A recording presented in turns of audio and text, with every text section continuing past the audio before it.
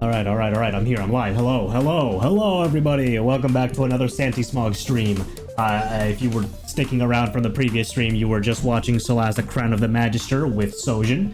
And now we took a little hour break, and now we're ready to head into D&D. I need to go ahead and tell them that the stream is live.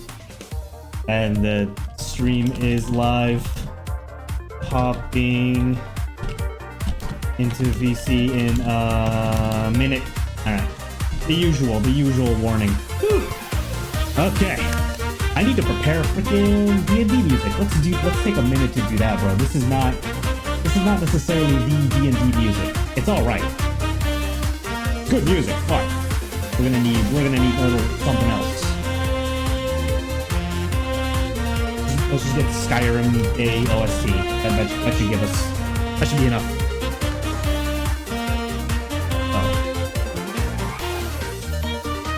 There we go. Alright.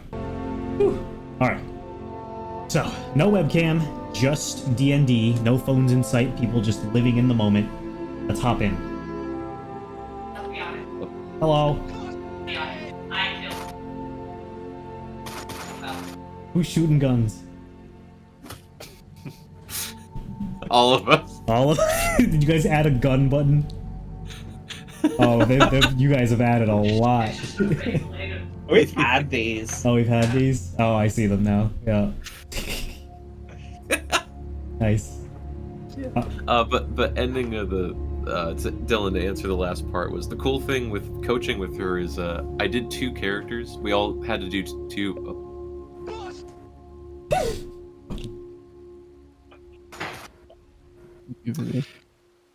The best part is I can only hear it through people's mics. It's so rude that you're denying us. I have my own, okay? Just...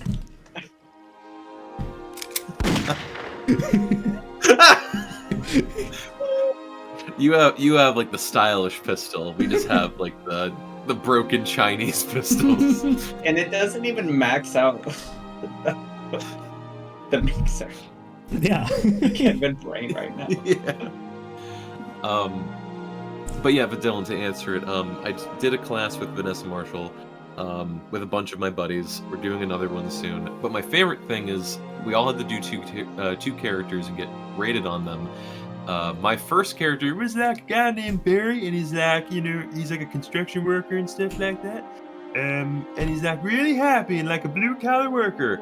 And then the other one, like I went like really deep, and basically it was Cerberus from this, I think, British television show. And my favorite compliment she gave me, she's like, you know what you just did? You just showed us how far your range can go. That's fantastic. You're gonna make it someday. And I'm Yay. like, Yay! Let's go! Nice. like getting that, hearing that from another human being of such a high caliber made me so happy. I'm like, like I just need to keep going. Crap, we don't have the sound. Oh wait, what was the compliment? It was that she complimented me that I have a very extensive range, and that's that I'll make it basically. You. That's as close as I. Oh my god, it's so quiet. And then he was successful. Eventually, I hope to start being able to pay for classes again. I just need to find work. I have such envy when it comes to like people who do stage shows, and like I could be on stage right now with them doing their role at that. But like I get really happy when I hear people like voice acting gigs and people that are on my Facebook friends list from Universal that get like commercial gigs, or I have someone who got a minor role in a Lifetime movie. I just get so happy for them. Right? Sadly, Monday was the last class for improv. No. So I've signed up for the next series of classes and spent money I don't have for that. It was fun, and I need. Sadly, I'll have a different teacher. Yeah. I'm sorry. It's an opportunity for growth. Yeah, we had a Bless you. last class one day. I feel like you've been holding that one in. I was trying to listen intently, and then the sneeze just kept going out. You sound like you're you're charging up your ultimate. Yeah. That's the next League of Legends character. Sneasel. Sneasel. Not related to the Not Pokemon. related to Pokemon. Yeah, that's what I was gonna say.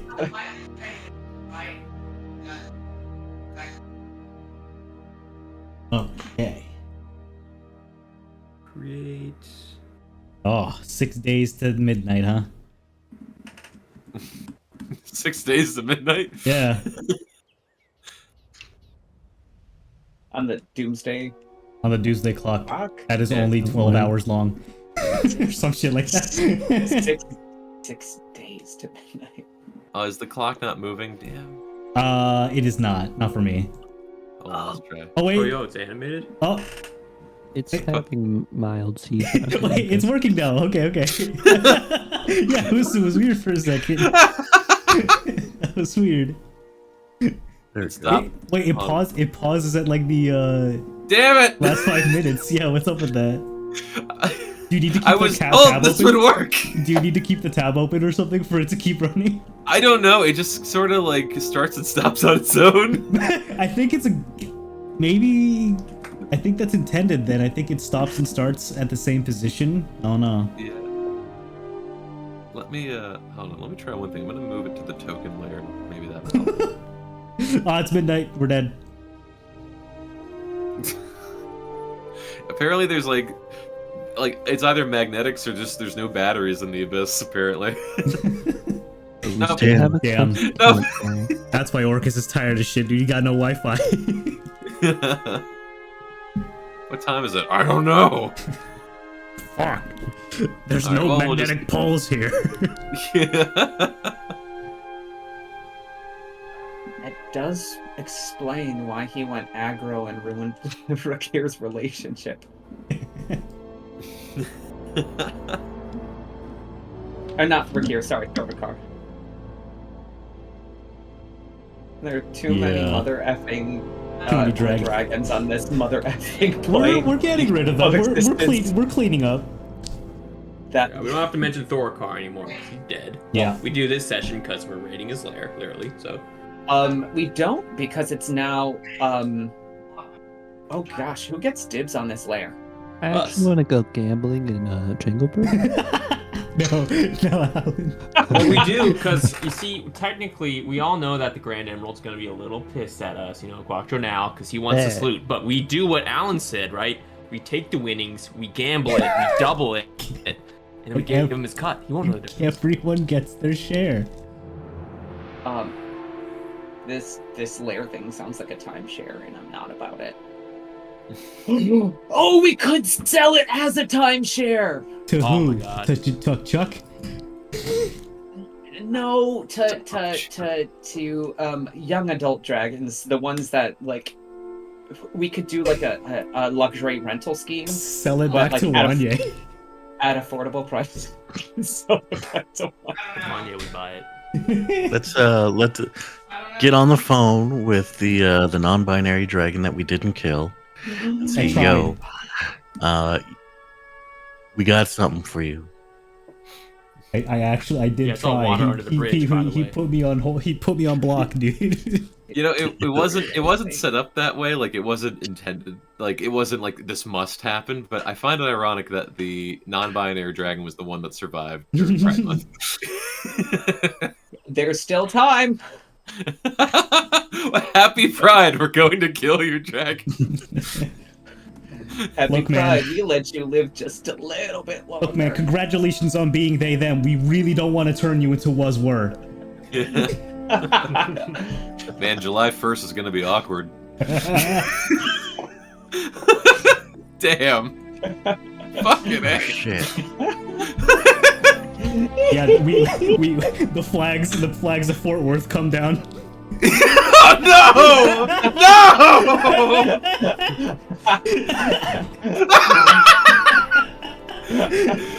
Is Fort Worth that kind of business? Yes, yeah, 100%.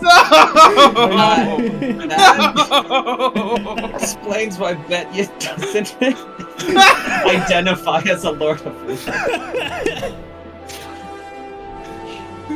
That's so it. many... Betya's taking Thorakar's lair just because if she sets foot outside of it, she'll die. It's like, we were so close to greatness. It's like the queer people moving to Florida. It's a not friendly location for queer people. Just like Florida. Would it be weird if Fort Worth was anti-LGBTQ, but Orcus was pro-LGBTQ?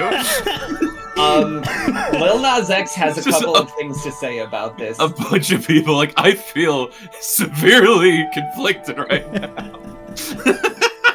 You know what they say, be gay, do crime.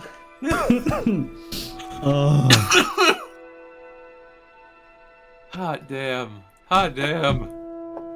I'm pretty much almost ready, and I don't know where Jules is. Oh, yeah. Speaking of non-binary, All in jest about that flag comment. If anyone was actually offended. Not I. And oddly enough, I'm in my trying to move phase, so I took down 2 of my flags. No, all 3. All 3 of my All flags. 3. Yeah. I'm deeply offended, Smog. You should apologize to me. Alright, hold on. I'll make an apology video and I'll release it tomorrow. I'll make a really vague YouTuber apology video where I kind of say I'm sorry, but I don't use the words You directly. don't use the words I'm sorry.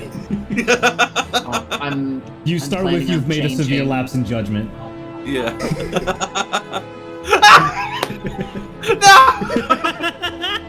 Man, I'm just hitting Tim left and right here. Yeah. Yeah, add on, if people were offended. I'm not perfect is another key phrase. I'm only human after all. Bro, you used Something the wrong about- part of the song. Damn it. People can change. I'm gonna try to be a better person in the future. And meanwhile, they already have like their second controversy already like up at bat, but no one knows about it yet.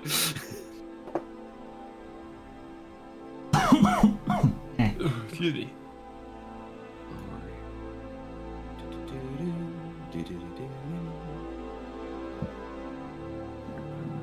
Oh, I also wanted to ask, specifically Betya, do you want to use that token from now on, temporarily? What's your preference on it?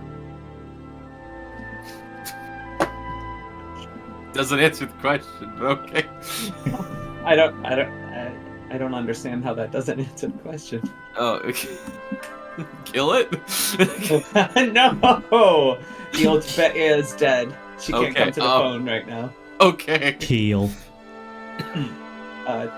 Insert other Taylor Swift references, including several references to Cats 2019. That's fair. All right. No. Ah, shoot! We need milk as a soundbite.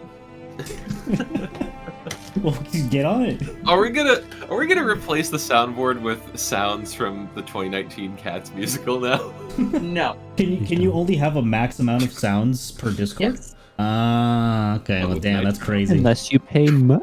Damn, that's crazy. I'm not paying money to have Idris Elba shout milk all over me. Are you sure? I am not. But as for right now, I have to worry about new income, new housing expenditures. I'm not Yeah, same. gonna drop money.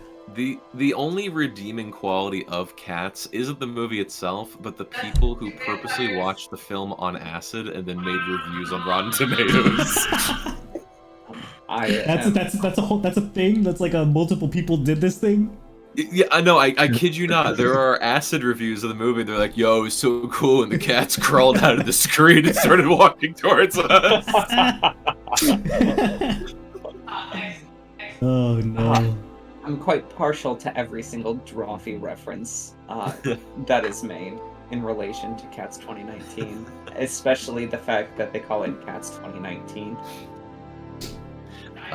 Also, thing to Wanye. Do you wish that token to remain your token, or are you still wearing the more greenish robes from the party, such as this?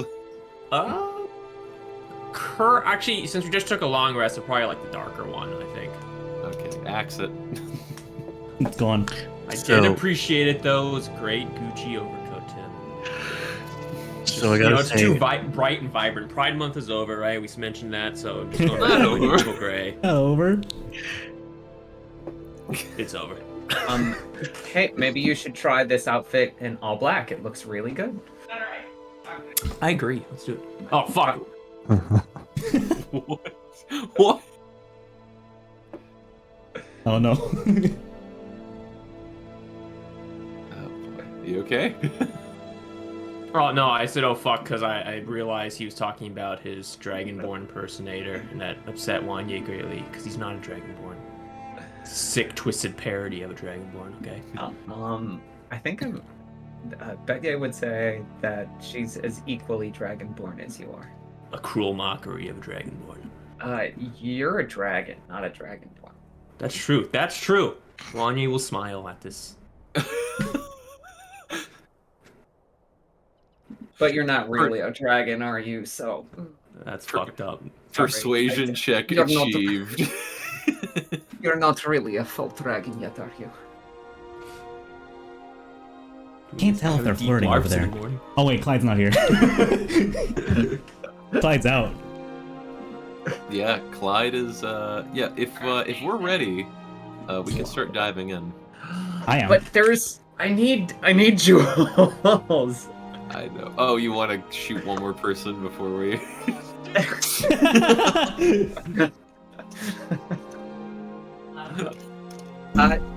I'll keep it prepped and ready, and if Jules makes it, then it will be a very happy pride. Alrighty then. Well, let's dive in, everyone. Welcome to session 60 frickin' 2. Woo!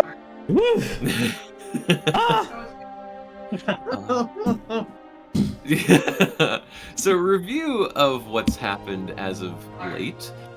You all, after a large fiesta that you held for a Chalk Janelle, you all decided, or just not decided, but well, you brought Thorokar along, and you fought Thorokar along with 3 of his children.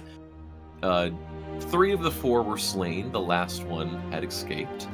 You all reconvened, slept for the night, and after a multitude of things such as the tower resummoning to replace Nasir's hands with permanent but cursed hands, as well as receiving a choice to know the location of a way to get the wand by cheating, essentially, but a little bit treacherous. You all woke up the next morning after a very well-deserved long rest to be told that time is running out. Stans had asked, or offered, the Campaign B characters to expedite on a mission of you guys' choice in order to save time. You all decided to swap temporarily Slaughterhouse and Clyde so that Clyde and Campaign B characters can go to the ocean to safeguard Clyde from whatever Orcus's control he has over Clyde's magic. Well, the rest of you, of all the other options that you had, decided to do a bit of spelunking and to go back to Thorokar's lair to raid it of its treasures. I don't like this disapproving tone you have, Tim.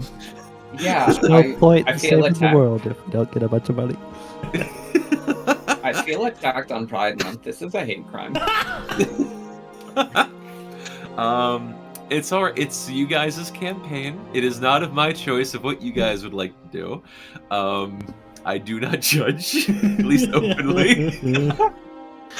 But as you guys are now in the Hall of Fort Worth, preparing for your mission or making final adjustments on the first day of 6 before Rakir is apparently to show at Fort Worth to fight all of you, what would you all like to do? Great, Thorakar's Lair. I suddenly said that. Could somebody make me a full set of leather armor in like 10 minutes? Yeah, I'm on it. I'm on it, Baldur's. What do you want? Do you want it hemmed? Do you want it bolted? Do you want it soldered? I want it to be riveted. Riveted. Okay, gotcha. Riveted. What Do color? rivets exist? Leather colored? Leather colored. All right. Dark saddle brown. Got that. Is that okay? Yeah. Is that? Can you actually do that? Can you do No. this?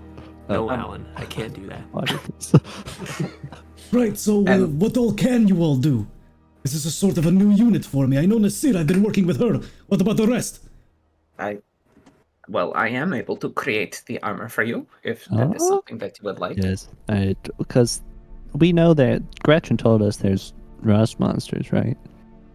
Yes. Whatever Yeah, that means. I definitely need that. I don't Yes. think rust monsters would be too difficult. I mean, you just walk around them, right? Well, Just don't. I don't know. And speaking as DM, usually rust monsters are considered they're annoying. They're essentially like giant cockroaches that also wear and tear iron, metals, and other sorts. But from what Gretchen had spied, and also from what you guys can surmise, that the War Sands Desert gives birth to creatures with unique abilities or changes, you suspect or have ideas that these rust monsters can decay magical weapons. Yeah, And I need magical that. weapons.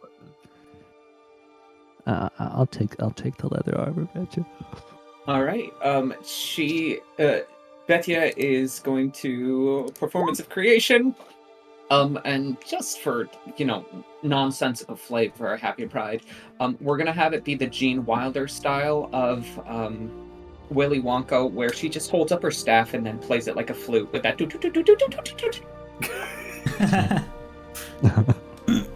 And suddenly, in a 5-foot square directly in front of Baldrus Minoxidil, there is going to be leather armor that's riveted, as long as that's within the price range.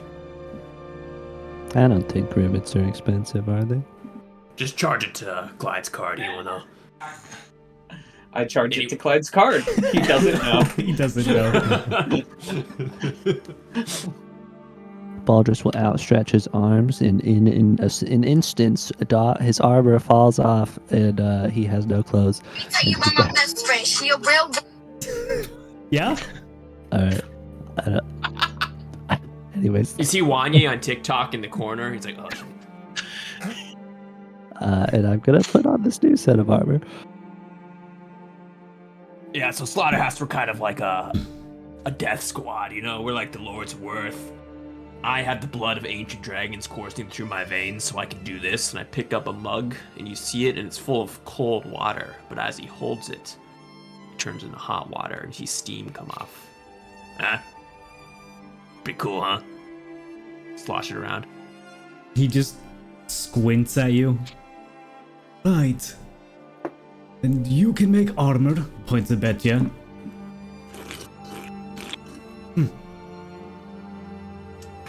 Well, you all took down a couple of dragons, supposedly.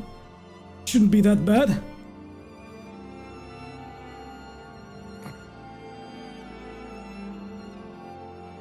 We usually come up with plans. By plans, I mean we stick to this script where we don't come up with plans and we completely ignore any concrete or solid idea of what we're gonna do. So our best bet, we're gonna go through that portal over there. We're gonna teleport into his lair. Start killing things, but not too many things. There's a couple good guys there. We're gonna make his way to the dragon lair, and you'll know it. You'll know it when you see it. It's like a dragon lair with stuff in it and like gems. And was he present with the Gretchen thing, the Gretchen UAV? I think I heard about that. All right, Wanya's gonna take some sugar and he's gonna in a circle.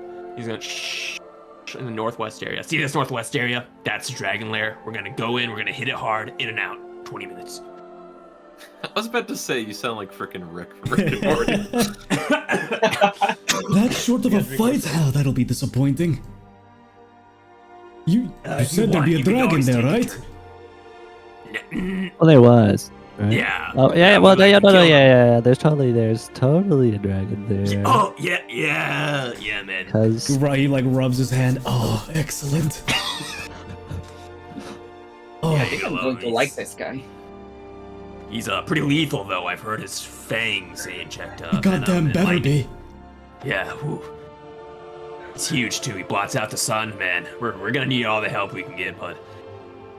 And we're all okay just waltzing in there, knowing there's a dragon, knowing you could all die at any moment from the dangers that lie ahead. Yeah, pretty much. That's the point. We're just all used to that. Where the hell have you been all my lives? I've needed a team like this. Do you understand how many lily-livered cowards I've been a part of? That always backed down from any slight challenge that affected them. Oh, I miss my family. Oh, I wish I could see my kids again. Stand up, soldier. It's time to fight. You can see him start to like talk to someone that isn't there as he has like a sort of PTSD episode. I really think I'm going to like this guy. you know, actually, one of our party members left his family behind to go on an ocean voyage just now. So like we're That little skinny guy? Yeah. Yeah, he doesn't seem like the responsible one. Whatever, he'll grow out of it. I tried the whole family thing. It doesn't work out. Yo, slaughterhouse lore check. He's a very old furball. Where do you stem from? What realm do you derive from? Are you just a traveler or passing through? Been with the Romaila Empire almost all my life. Started as a mercenary group devoted to Kratos and got sent to the army ever since for my skills. Mission after mission, well, I kept surviving, some of my men kept dying, and I moved my way up. Now I'm here.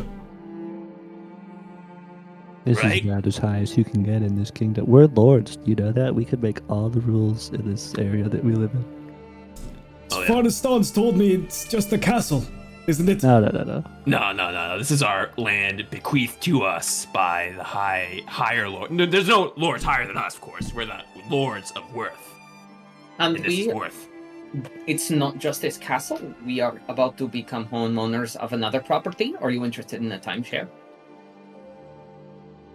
What the hell is that?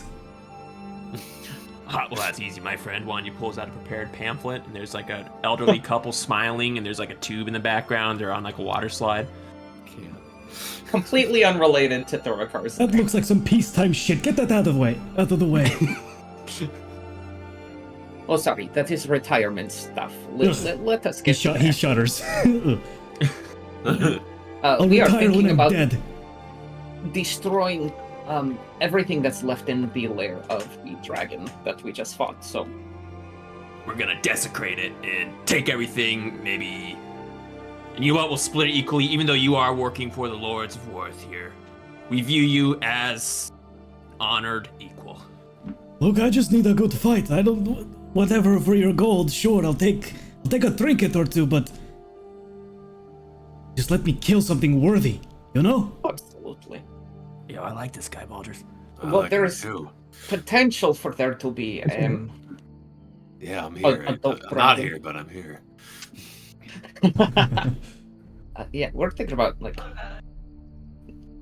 knocking off the last dragon that escaped. So And potentially, we may need to remember he was talking about our friend, our mutual friend, who's off in the ocean right now. I'd assume we're close to it. yes, We may need to rescue his family, and if you wanted to bash some fucking skulls in, my guy, and join us in there, we would happily appropriate any wealth or. I mean, you know, you want to bash some skulls in, right, Slaughterhouse? Oh, there you go. You don't need the whole Yeah, spiel. yeah. Come on. What the hell you think I am? Some sellsword? Oh yeah, we're going in. Everyone rested? Everyone eat the complimentary croissants, donuts. Yeah, croissants. Yeah, donut holes. One is gonna pull up this little box. Got some meat out here? No, they're only glazed. Meh. Too sweet. I think Santa's has dead bodies somewhere. Probably you could eat those. Cooked, uncooked. Mm, Whatever. I'll cook it if I need to.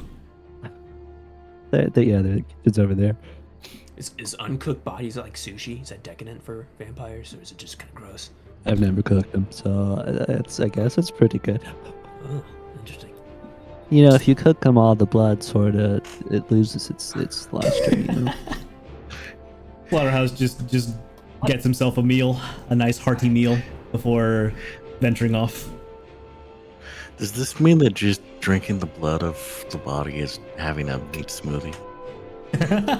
I think it's quite a bit like that. Not sure how the texture would be though. I don't want to find out. I remember one time you guys asked, "What does the Hydra taste like?" Oh, this is fun. Remember we ate Shia LaBeouf? I don't think we're gonna top that one. God damn it. He left his leg behind, you know. That druid, it was never the same after that.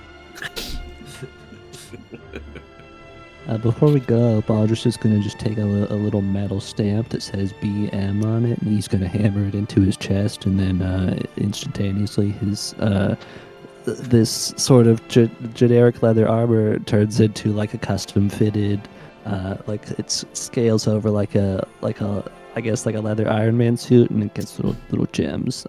There's a little gemstone at the palms of Baldrus's hand, and just like that, I'm magical again. What color are the gemstones? Blue. They're not red. So since this is leather armor, is your AC going to be how much lower is it going to be? It has lowered by 5 points. Okay. Because you don't want to lose your good stuff. Well, Tim's yeah, not levitating. So now it's only at like 50 instead of 55. yeah. It's just drooling over the chance to be able to hit you. No, but don't worry though. I'm putting my actual armor in my bag of holding, and as soon as the rust monsters are gone, I am putting it back on. Nice. Because I So can do it in action. So you are bringing it with you, just to clarify. In a bag of holding, extra dimensional space. Yes. Okay. Mr. House, is it Slaughter? Mr. House, Slaughterhouse. Just Once I Slaughterhouse. take it That's, off, it's just that's what normal, everyone's please. been calling me lately. What is it? Is that metal? Ding ding. I'm gonna point to your armor. It is. Yeah, so these rust monsters, they apparently like to devour the metal and eat it. You think that's gonna be a problem, an issue? Perhaps would you like some leather armor? I'm just used to hitting things until they die. But sometimes it's good not to get hit by things when you're hitting things until they die. And leather armor, I point to bet you, could be good for that. I mean, it might be less of an issue for him though, because like you can do stuff without that armor, right? Slaughterhouse. Yeah. Yeah. If I lose my armor, I am just a guy with one leg. I mean, to be honest, And, I got this from a really strange salesman. It could teleport anywhere, and I'm not that attached to it. It's very strong, very powerful, but in the end, if I lose it, it's my own fault. You said the salesman teleports everywhere. Weirdest thing I've ever seen, honestly. This bugbear man Bugbear. followed us through a cavern, through multiple locations, and just seemed to crash through the area exactly where we needed him to be. We traded treasures for treasures, and I got some of this stuff. He points to the belt he's wearing and the armor he is wearing. Right. Haven't seen him in a while. Oh, so he's not in this room with you right now? You don't see him in this room? Nope. Usually he has Okay. weird music playing in his little carriage, but no, can't hear it right now. Why he's gonna look the ball just side eye him? Little carriage music, right? Okay. What? Oh, nothing. You, No, you were no, kicked I mean- out of this mercenary group, right? You were. Oh, we traded places. Are you dumb or something? Oh, yeah, okay. So, Dragon Lair. Point to Nasira, Dragon Lair. Is he okay? I don't know. Keep an eye on him. Strange folk. We're gonna go to the Dragon Lair. Had How you just did been on the we get- oh, is shoulders there- of the giant this whole time? Yeah. Hey, He's where the tuckered out. Where's the syrup? Okay, she's done it. This You year, see, are you you see going? Nasira over at a table of vampires, and she has fangs in her mouth and is playing Vampire the Masquerade.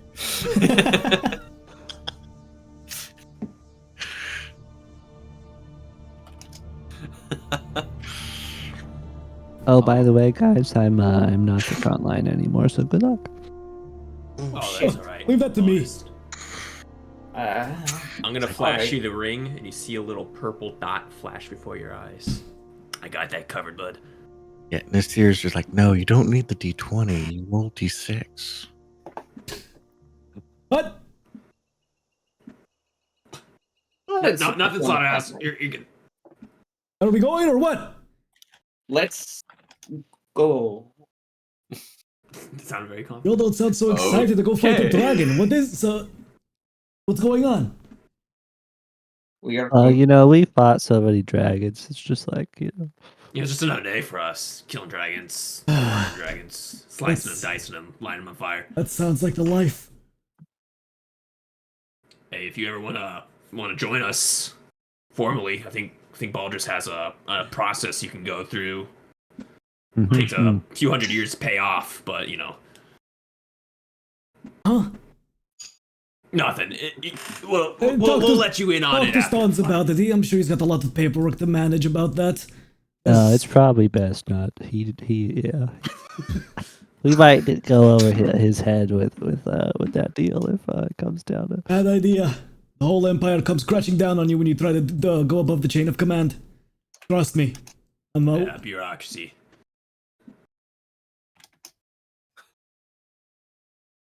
We're going through the portal, DM. Okay. I'm just like, okay.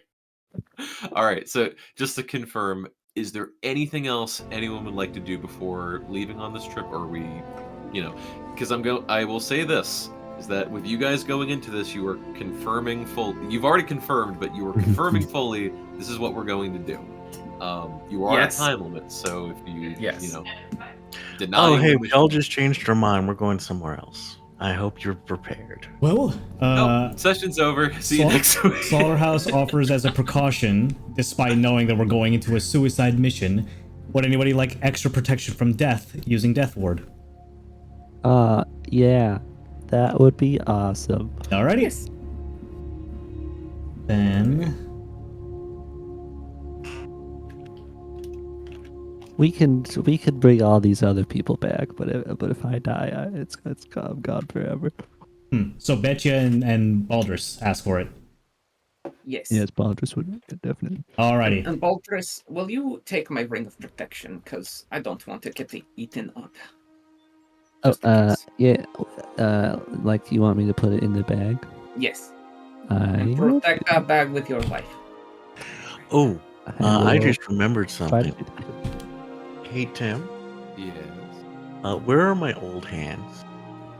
Oh, unless someone took them, which possibly happened. Basically, when that ritual happened, your hands fell off. So, what did happen to your hands? Oh, I would totally I take think them we if you should didn't. have. Yeah, we should taxidermy them or something and put them up. Maybe like turn them into a table ornament. So, Like a I'm mason gonna jar walk floating. over to Betya and say, "Can I get the ring that's on one of my hands back, please?" We can This turn them one? into door knockers. Yes, that one. And then she peels back like the middle finger of whatever hand has a ring on it. All right, so Slaughterhouse would beckon Betcha and Baldrus to join hands in prayer, in like forming a triangle kind of thing, as he would begin. You would like normally he's like very informal, but the moment he starts to like cast the spell Death Ward to both of you, he gets like upright. He becomes very formal in his practice, and begins to pray. Lord Kratos, guide our strikes, but if they may fail us, grant us your mercy of a second chance. And both of you, he will spend 2 spell slots to grant Death Ward to Betya and Baldrus. Nice. I hope you have memorized at least one line from the Book of Kratos. If not, that's 2 smacks when we come back. Sorry, I'm just not familiar with your details. Here's some literature. Get familiar. Know the ins and outs. You just need to love war. And then we're off to go. We're good to go. The most violent of synagogues. It's a little bloodstained, but don't worry, it's dry and cleaned. Alrighty. So unless there's anything else, which I think we're solid, you all step through the still open portal, unless you guys closed it and now are reopening it. You step through the portal leading back into Thorkar's lair. Let me grab all you guys' tokens real quick. Before we go, I just want to cinch the bag of holding very tightly Perfect. with Betcha's ring in it. Perfect. And Balsar is here, but not here. Gotcha. Here. So this map, there are changes to the map, but obviously I didn't have time or focus on this part of the map, at least for right now. But you guys appear through the portal, and for the most part, from what you can see here, most of the map is pretty much the same. But you do notice that from the time that you guys were last here, some things have changed. Where the section down here, the mine section that some of you had worked down, that's been completely blocked up. Some of the books and some of the relics over here have been moved or taken within this short period of time. So good thing that Clyde / Gretchen grabbed some of them while they could. The animals are completely gone at this point. Most notable of everything else in the room, for the most part, other than supplies being taken or used or gone, the most notable thing is this entire bottom left section over here is a gigantic barricade.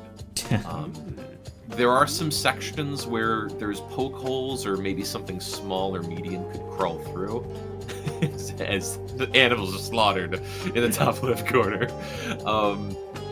But yes, there is some amount of access to like back and forth, but it seems you can tell that it's heavily guarded at the current moment. Guys, I think I died when I went through the portal. All right, I'm going to. Oh, go ahead. Oh, sorry. And then, oh no, it's whatever.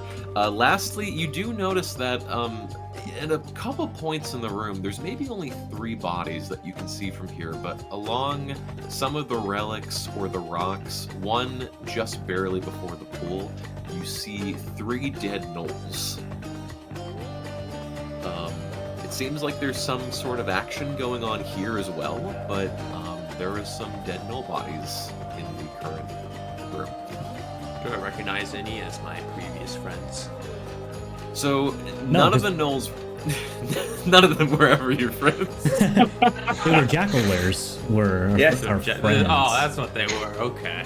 Well, I was going to say, let me handle the talking. I'll see if we can get the jackal there at some point, but maybe we just need to save them? What the hell are gnolls doing out here too? Out here too. Our squad encountered a group of them in a cave north close to... DM, could you remind me the name of... Jubek. Jubek, thank you. First and foremost, just for the hell of, I'll still give you the answer, but for the hell of it, please make an intelligence check. Thank you. Where did I come from again? Do. Yeah, you would remember.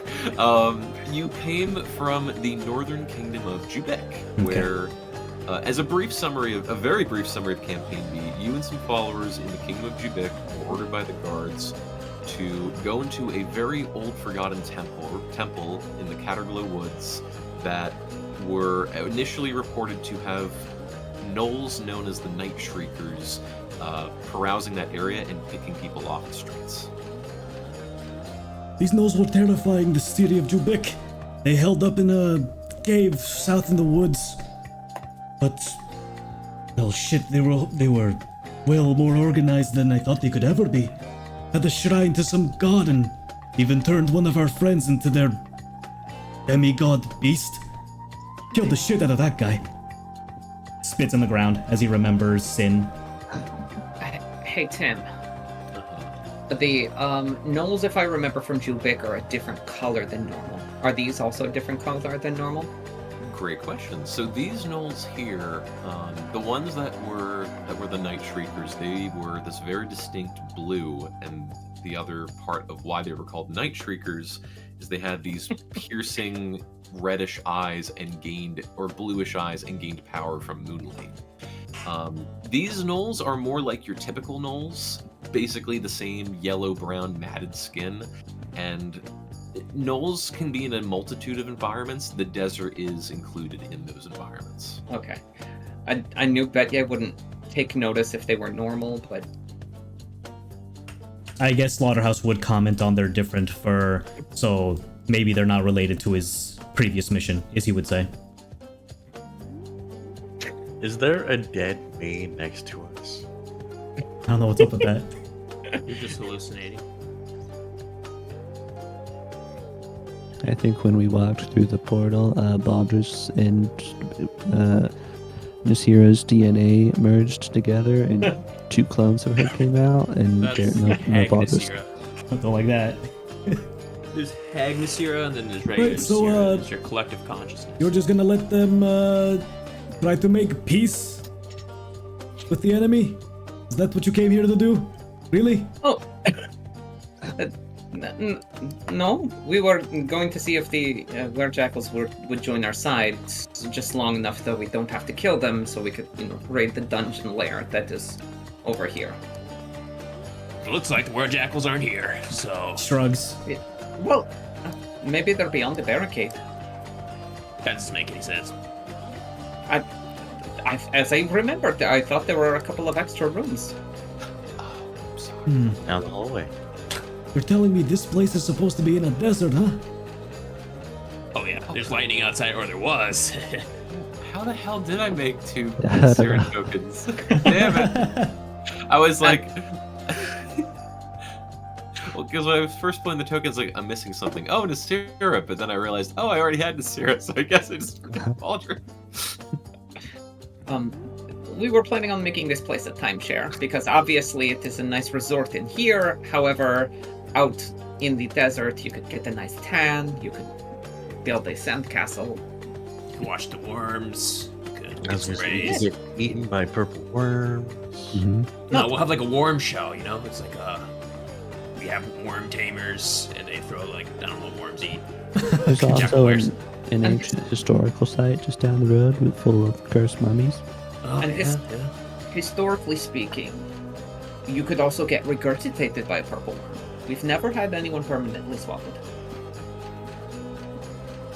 Right. I don't know. I The don't other, really bullshit. the other small thing that, for those who've been here previously, when Thorokar was really kind of, like hidden and bidden, whenever Thorokar was present, the stage or temple, so to speak, rumbled, or there was this kind of distant sense of thunder. Since Thorokar's death, and also took his quote-unquote lair with him to the battle, it is peculiarly silent and calm. Wow. Hey, Tim, See? I just moved Betty off the map. Accidentally or on purpose? Accidentally. I saw you Because zoom there's up. no grid that I can. Stop moving. I'm trying to get his token. Hold on. Good. Wait, where are you? Oh, I he's back, live he's back, he's out back. there. We're good. We all shifted. I live. Slide to the left. Slide to the right. It's like the Halo Reach grid when you rotate it right or you move it right and everyone moves with it. Yeah. Down the hallway, am I correct in remembering that there were other rooms?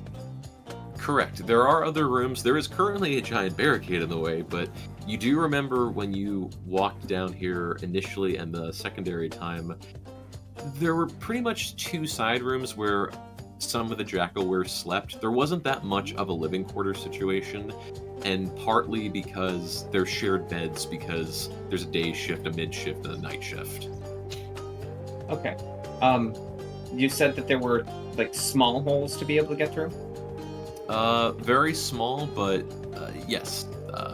Probably enough that maybe one person can cross through at a time. Alright. Who's in for a bit of a social adventure, maybe? You hear the globe spinning in the background, but no reply. Alright. One day all of this will be ours, won't you? I'm guessing that your armor is probably too thick to get you through, so... Yeah. Look, Nesiro? I've slimmed up recently with this new armor. Through. I shout across the room. I'm not a talker by any means. I'm just here to start swinging when talking fails. Alright, well, I am a little bit squishy when they can hit me, so I'd rather be backed up by someone. I mean, if you're going, I can see if any of them are my friends, but... Where are we going? You're not the best at socializing. What are you talking about? We go back. We went into mines. We're mining emeralds when you were out here pushing daisies and eating cake. Right? Those are my brothers. Daisies. But who's going to figure out the secret hidden within the globe? If not you? The secret in the globe? Yes, of course. Did you not see how Palma stayed by the globe all the time? Why do No you insight check.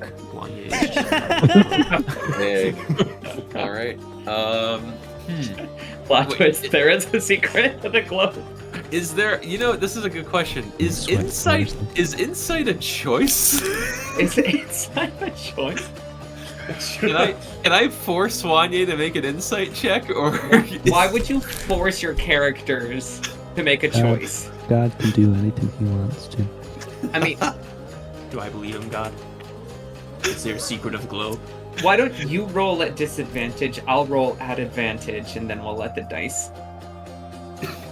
All right. So, are you both inspecting the globe? I'm inspecting the Oh, globe no. right now to uncover the secret that Beya told me. Deep within. I'll say, okay, since it's now your choice, please just roll a general insight check. That kind of did just blow my mind of thinking, is insight a choice? Okay. You know? Wanye, please meet me in secret chat. No? Ah! Did you just... This is exactly like that one time in Danny Murderhouse's game that my character was just being an idiot and decided to smack a table, and it ended up being a mimic. Why do I always do this? Okay. Ah, yes. The gift of prophecy.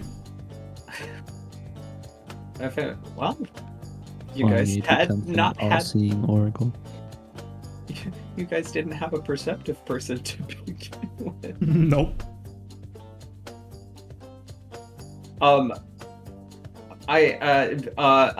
bet you had figured that your lack of indication that you wanted to go earlier was indication that you did not want to go. So that's why bet you did not specifically name drop you. Baldrus. Alan. Out what to go in the barricade? Yeah. Or I mean, I guess I'm okay either way. I don't want to hurt feeling. I'm definitely not the social. Baldrus is probably closer to Wanye than to Bedjo. Okay. Aren't But you a vampire? he's just not rude. What was the question? Aren't you a vampire? Oh yeah. I thought you were naturally good at manipulating people. I mean, I can like magically manipulate them. But my social skills are, well, I guess they're like probably better than average. I mean, shouldn't you be up there with them then? Pointing to Betya.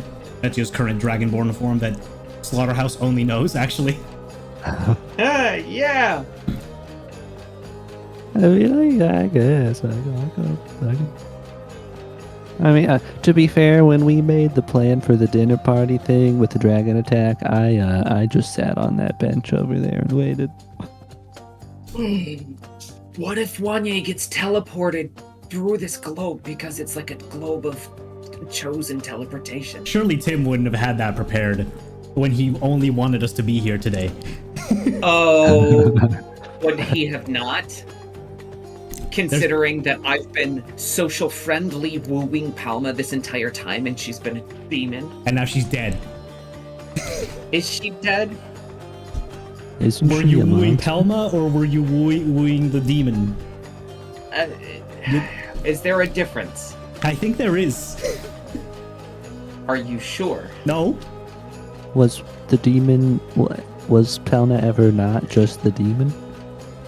I thought they were two separate instances. I don't really pay attention to me. I just follow everybody around, and I got a vampire for it, so I'm pretty satisfied with that. Man, he's taking his sweet time looking at that. He hyperfixates sometimes. Okay. One of those. He's been planning global domination for a long time, so. Really? Scrawny guy like him? Yeah, do you know about the thing that He can pack on the pounds when he wants to. Yeah. Yeah, with magic maybe. Yes, let's call it magic. You guys see Wanye spin the globe, and you see him just spin it a few times, like 4 or 5 times, and his eyes are just glossy over it. Like he's smiling, it's a smirk. There's maybe a jagged tooth perking out. And his eyes blink a little bit. And he stops the globe. He spins it one more time. He slowly spins it. Wasn't that globe really hard to spin? Wanye is stronger. You see, yeah, it's a bicep vein. As he goes and he silently, oh my god. You see him just, you hear his steps, like a hurried jog. Yeah, but Where the hell's he going now? Wait, Wanye? DM, do I see any exploration journals or maps here? By the bookshelves. Yeah, the looted bookshelves. For what remains, make an investigation check, please. All right. As Wanye starts fervently just start going through. Most of the books and journals have been taken by this point. It seems like when Gretchen / Clyde had made that order to quickly go through here, between that search and now, the entire shelf got raided, or some back and forth of taken resources. It seems like there were other resources that the Werejackals or Jackalwares deemed more important, but these were taken very recently. As far as you can see, other than general maps of Damalika and an overall general map of the world, you do not find any other specifics. Let me also say that the 3 books that Gretchen got for Clyde, where are those books currently? If we had taken a day,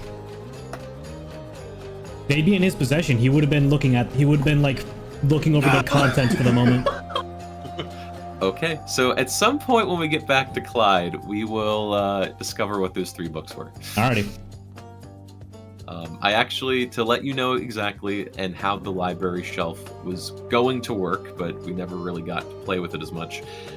There were a multitude of books on there, and with the 3 books that Clyde selected, I essentially rolled a dice to determine what kind of book it is and how powerful / useful or not useful it is. So we will figure out what those books are when we go back to Clyde.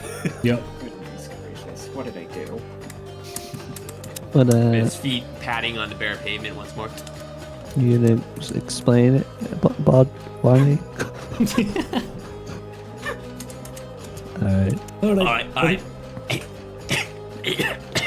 Guys, go, quick. Wanya beckons his hands. Quick. Seriously? Yeah, seriously. No, they're not doing anything over there. What? Check it out. Why are you whispering? Alright. First of all, him really. Second of all, Baldur's. Look at this. I'm gonna move. Wanya's gonna take out his scroll case because he's a hermit. Pop it open. Pull out this map in reference. On the map page, the continent of Demalica and Farath. You guys see this? See this continent right here? Yeah?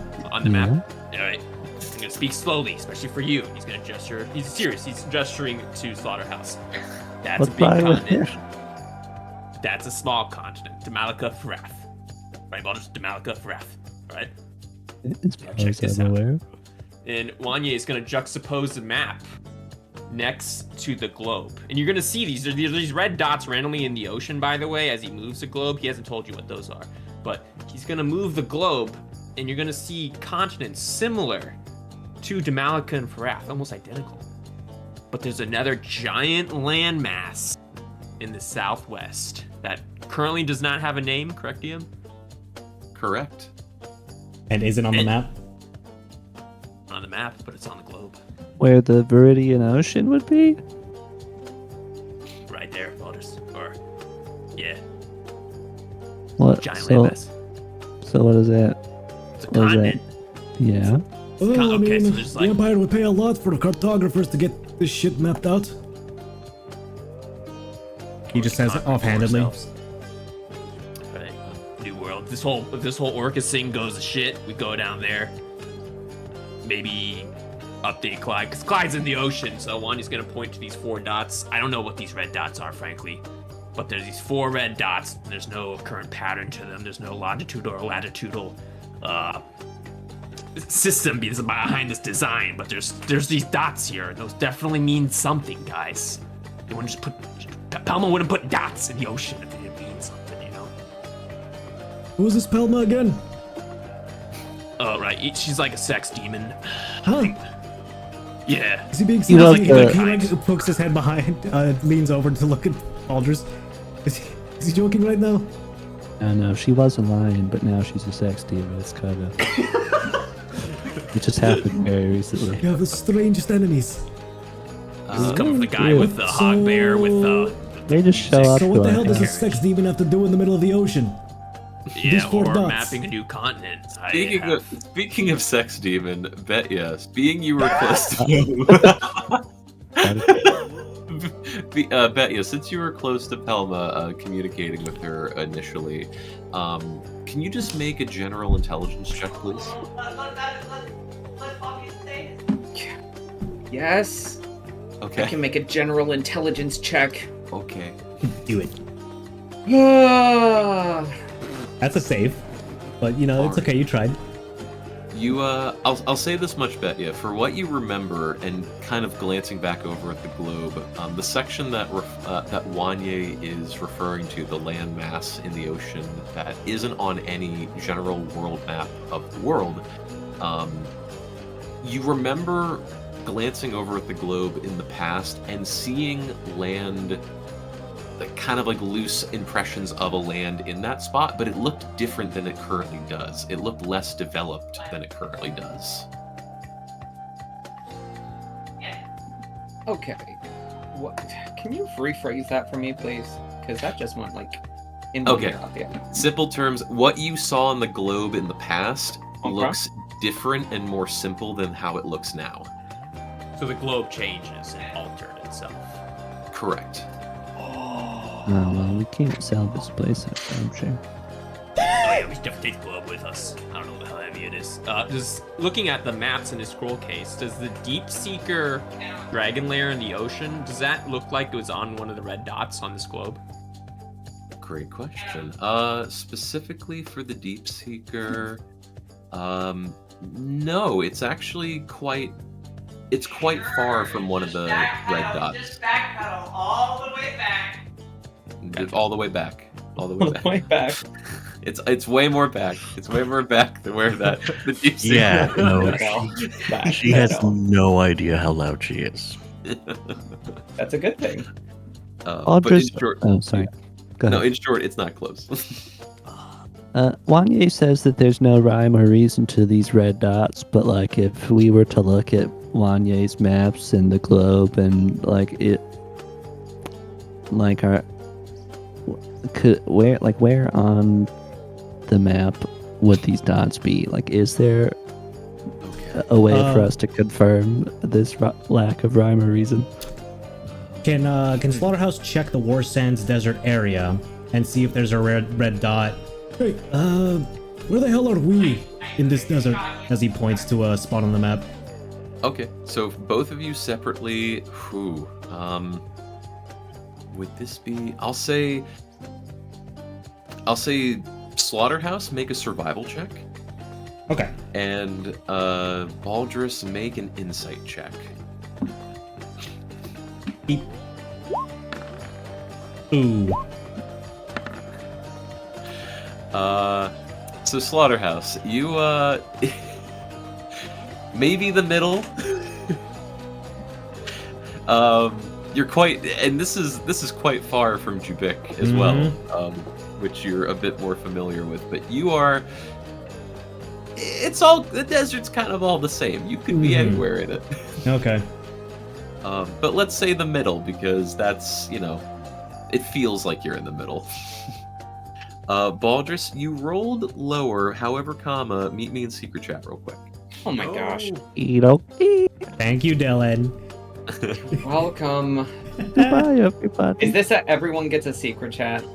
No. Everyone but Is it- you. Everyone but me? Yeah. I don't know. I don't think I'm getting in that secret chat today. No tower stuff?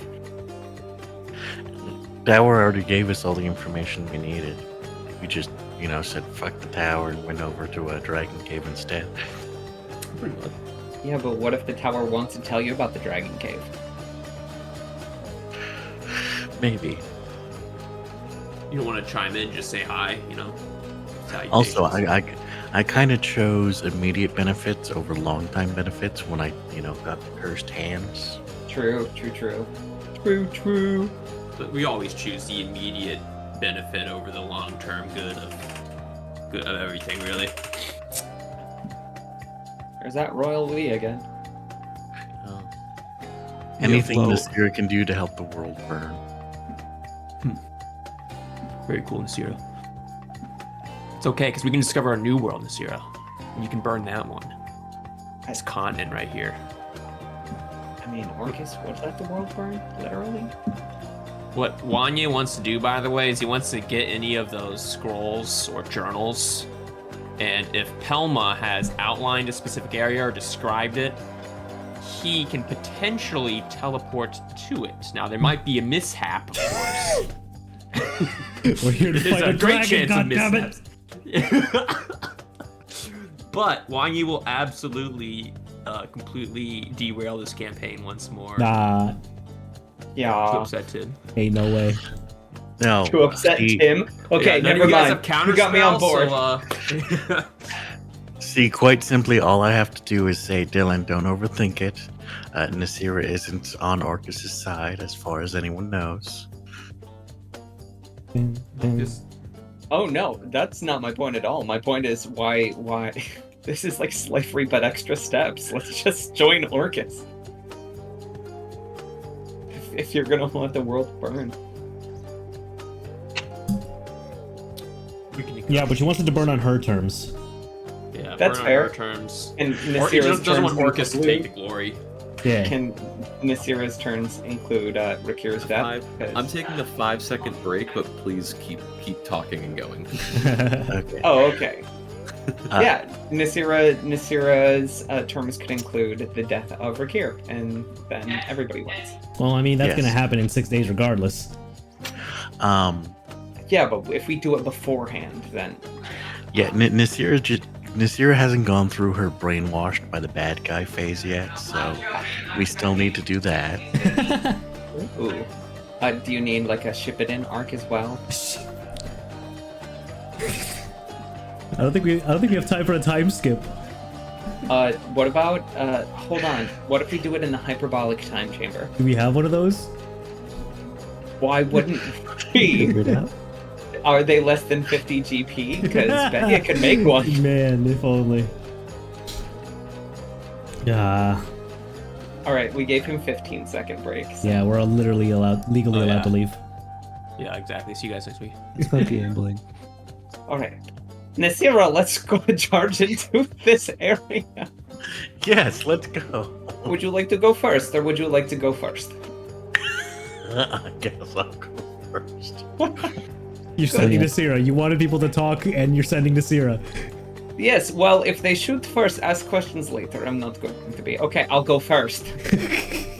Nope, Nasir's already going. No! I will bring Kite Shield, push it through the hole. I'll go through a different hole. We'll arrive at the same time. And then we'll do a fusion dance. Fusion. We end up like You one break of those. you break your fingers on her obsidian hands. Joke's on Nasira, because instead of my hands, I use her both hands. Oh, that's fucked up. Right, because they fell to the ground, didn't they? Yeah. They just plopped right off. So I just fuse with my fallen off hands. You just get your hands back. Well, I attuned to them. To Nasira's hands? Yes. Jesus Christ. Oh god, are they magical? No, but if Wanya wants to give his hands, or a scale or two, What are you trying to make? He appreciates his skills. a claw or You're tooth. freaking me out, bet ya. I don't need it for a particular reason. Nothing that you could prove. Speaking of hands, I came up the other day with a new recipe. I don't know how I would put it together, but I need pork shoulder, I need elbow macaroni, and I need chicken fingers, and I'm going to call it the whole arm. I would eat that. That The sounds really whole, good. that's pretty funny. Could you serve it on a palm leaf? I could. I get it. Thank you. Eid Mubarak. Just kidding, it's not Eid. Look, Baldr's. Baldr's. Mhm. Alright, don't let them know. But if we can get one of those journals that Pelma had describing this continent, we could just teleport there. Immediately. Is it that easy? It's that easy. 100%. No mishaps.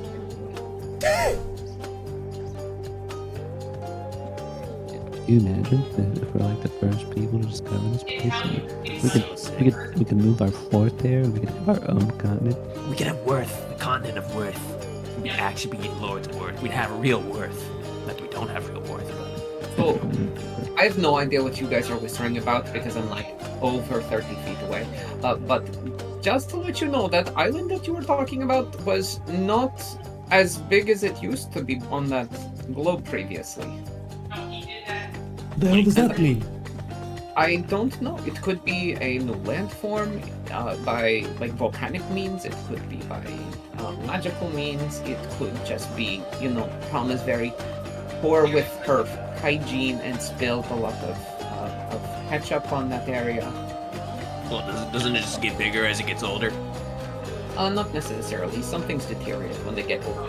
I don't think that's true. Because when I was a wee little lad, I was small, and now I'm big. Yeah, so... Well, and if you continue on the dragon thing, that's going to be true, but... Yeah, it's the same with land, right? Same with Yes. continents. They get older and bigger. Some of them, depends. I've heard of this magical place called Florida that's going to be swallowed up by the waves. Wait, what? We're going to teleport to this new landmass, Tim, after we find a brief description of it. Okay. I want to teleport Derailing to your Florida. campaign once more. You offered it, Tim.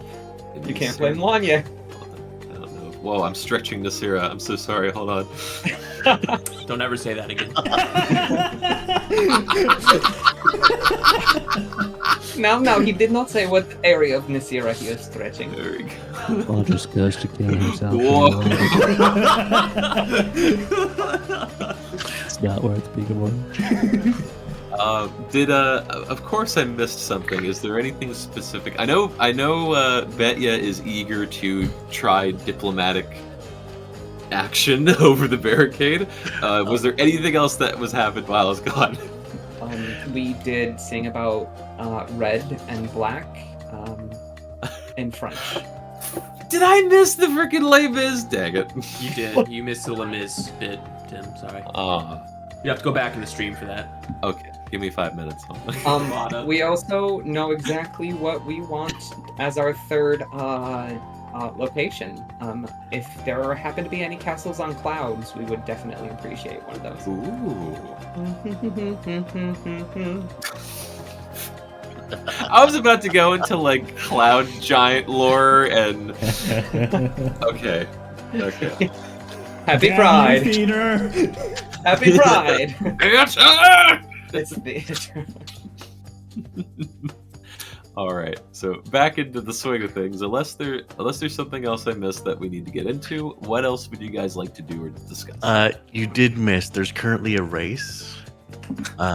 Betya offered Nasira to go first, so she did, and then Betya thought that's a bad idea. I need to get ahead. So we're army crawling through each of our respective potential tunnels that I just made up. There's multiple of them to see who gets there first. Okay, there is but one. So if you both want to race for it, you can both roll athletics. Nasir is absolutely faster. Nasir is absolutely faster. Does Betya grab her tail? No, definitely not. Does Betya use Mage Hand to tap on her shoulder to distract her to sneak a hand ahead? Absolutely. Does this work? Does this work? To distract her, essentially, or To distract her so Betya can get through first. Huh. That's the thing. I don't know how to roll for distraction. It would be, I think, deception, because it's a tap on the shoulder type of situation. So, My deception versus their insight. Okay, we'll do that. Deception versus insight. Insight. And this is my first roll of 30. the night. I didn't do the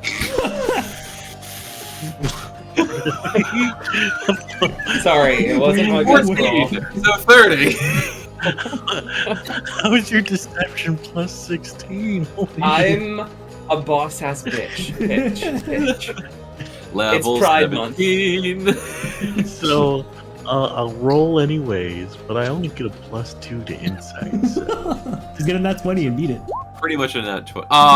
Soft 20! Yeah, Nasira, there is this moment that you're about to go through, and this very firm, forceful, but not maybe just firm and forceful. You feel this hand tug you, immediately grabbing your attention, thinking someone's about to jump you. I turn, fist cocked, ready to punch whatever's behind me in the face, and there's nothing. No one's there. And maybe with your new hands, you swing impulsively, and it goes in the wall, and you pretty much for the first time get to test your new hands as your black obsidian stone hands just crunch into the wall, and this miniature crater ripples out from the wall itself. I'm so glad I didn't grab her tail. hell? Your hands are powerful. Your hands are very powerful. I slipped through. Okay. Nasira, now admiring her hand strength, Betya, you quickly rush by, and are you just leapfrogging straight into it, or are you just peering through? Leapfrogging into it. Is it dark beyond? It's at this time of day, it'd be around noon. I'm also thinking time zones. Okay. So as you rush through, there are a couple jackal weirs actually in the hallway, and they immediately see you and immediately pull up weapons, going, "Stay back!" Oh, I'm here to talk. I'm very, very defenseless, especially in the desert. But my friend this year is going to be coming through. What are you doing here? I thought I thought. Wait, you're alive? Yeah. And I'd like to invite you to the winning team. I am coming through the hole behind Bea, and when I hear them say, "Wait, you're alive," I say, "Dragon couldn't kill me the first time. It's not going to kill me a second time." That is Immediately at way this accurate. point, some of the one of the jackal wares goes like, "Men!" and just start like, one of them runs off as you hear a multitude of jackal wares grabbing gear and coming out into the hallway at this point. And one of them looks at you, Naceris, and "What do you mean dead? What do you mean killed?" Well, we killed Rakir. Who? Sorry, Thorakar. The other one's soon. Yes. they all- We only did not kill the non-binary one because it's Pride Month, but all of the rest of them are dead. Wait, and he just sort of like leans down, and a feminine one also close by is like kind of speaks up as he's pondering. Wait, so you mean to tell me that Thorkar is dead? Yes. Thundraka is still alive? Yes, I believe so. I'm not good with names, but I believe that's the case. Both, we'll do this as kind of a pair. Both Nasira and Betya, please make a persuasion check. Please. Oh shit! Oh fuck! I forgot! I rolled before I activated my thing. Well, here comes Crossbows. Man. Bro, what's with us trying to make friends and getting shit on for it? I would also like to say, if they look like they're readying any weapons, I'm gonna punch the wall to make another crater just to show them that would be a mistake. And if they seem to be readying at weapons, then I give myself Vigilant Blessing to take advantage on my initiative. So you're just trying to roll initiative on this, like? No. I give myself advantage. It's not a time necessary thing. They all look at they have very stern faces, and they're like, look, we were associates with you once, and if anything, you were associates with us. Maybe you killed him, maybe. We're not willing to believe that. And even if you did, and Thundrak is still alive, well, that's where our allegiance goes to right now. We're not going to turn on that. But hear me out. And I'm not grabbing anything. I don't usually use magical items or weapons anyway, so I'm slowly going to reach into my pocket to give proof. And Betya is gonna pull out a couple of scales that would be recognizable as Thorakar and family. Alright. Listen. And they do take a curious look at it, but weapons still very stern and drawn up. So, here's the deal. We do not care about your allegiance to Thundraka. That can still be the case. If we come toe-to-toe with Thundraka later, that is absolutely going to come to, fisticuffs. Literally in my associate's case, but less literally in Especially my... if you killed Thorakar. Yes, however, I would also like to let you know that there is potentially going to be a demon overlord that is going to destroy this entire plane of existence within the next couple of days. So I would say that you could try to fight us here, or you could join us theoretically on the battlefield to try to save the realm so that Thundraka will be able to have something to roll over, and then inevitably you can go back to your master Thundraka.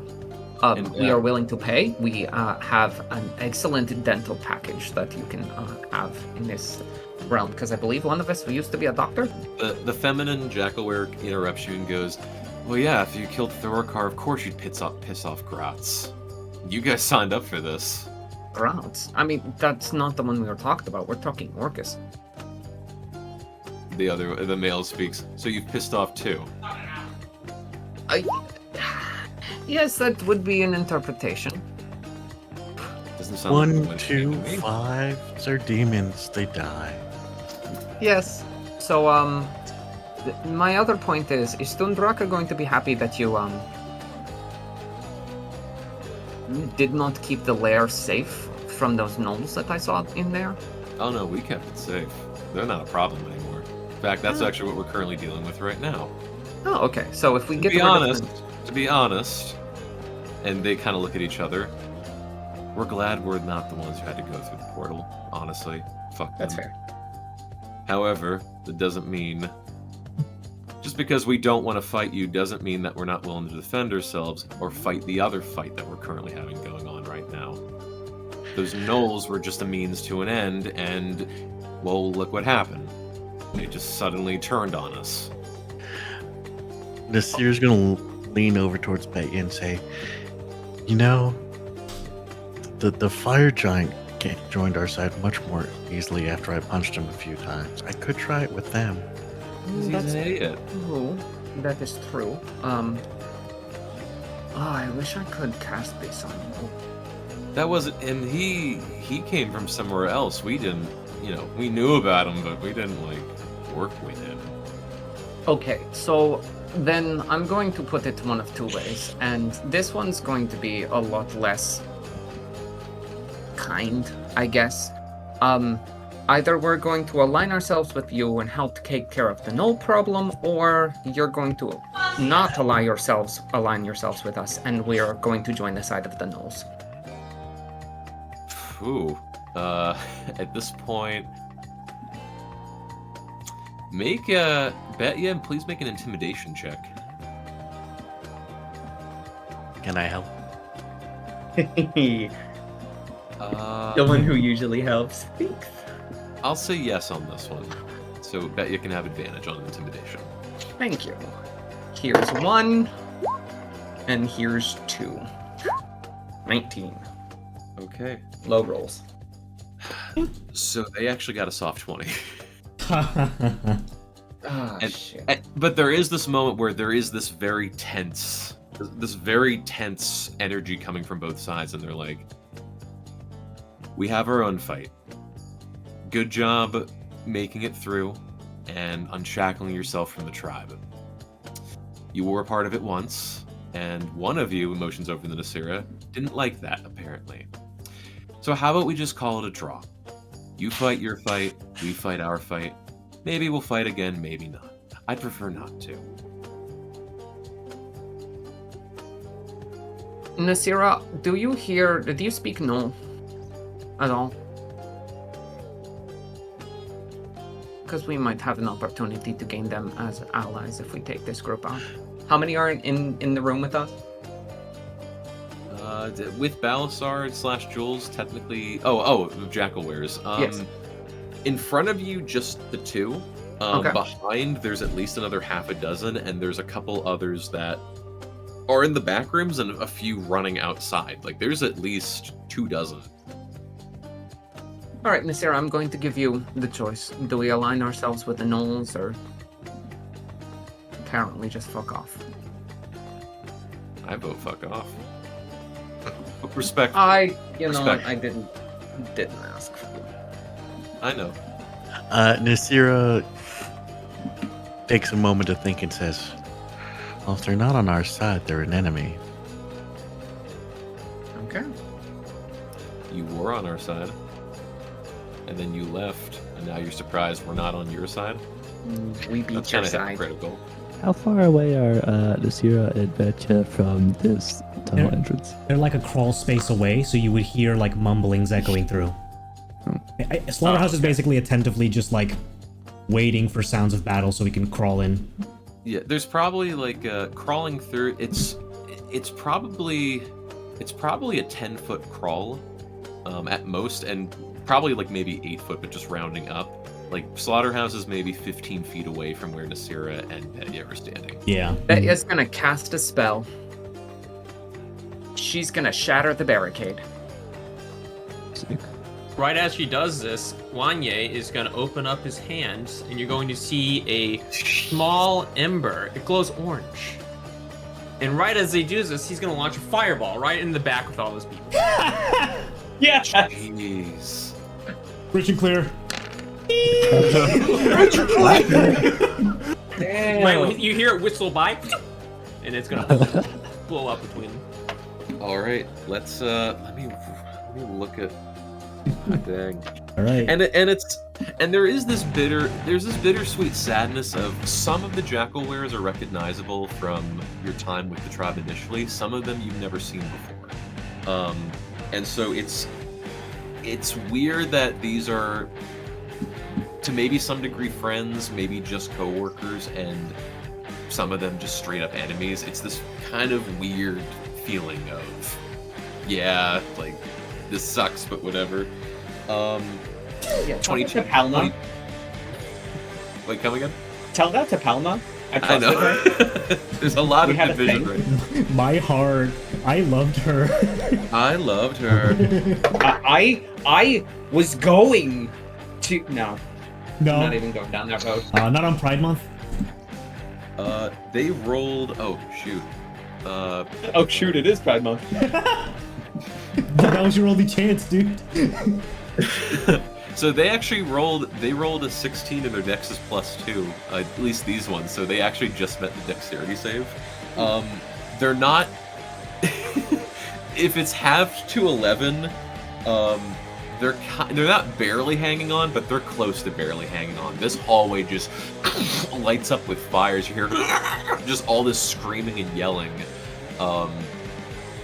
And immediately, this confidence of theirs gets shattered as they are just like screaming, and you just hear "Fall back!" and then a distant voice from one of the hallways saying, "They're coming!"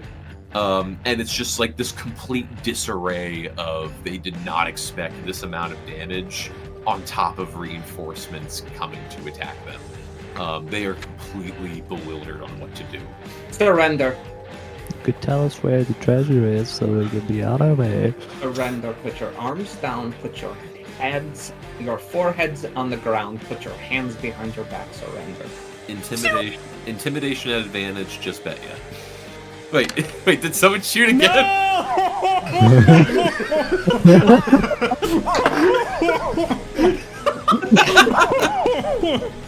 So the intimidation. So funny enough, all in this moment, the intimidation was higher.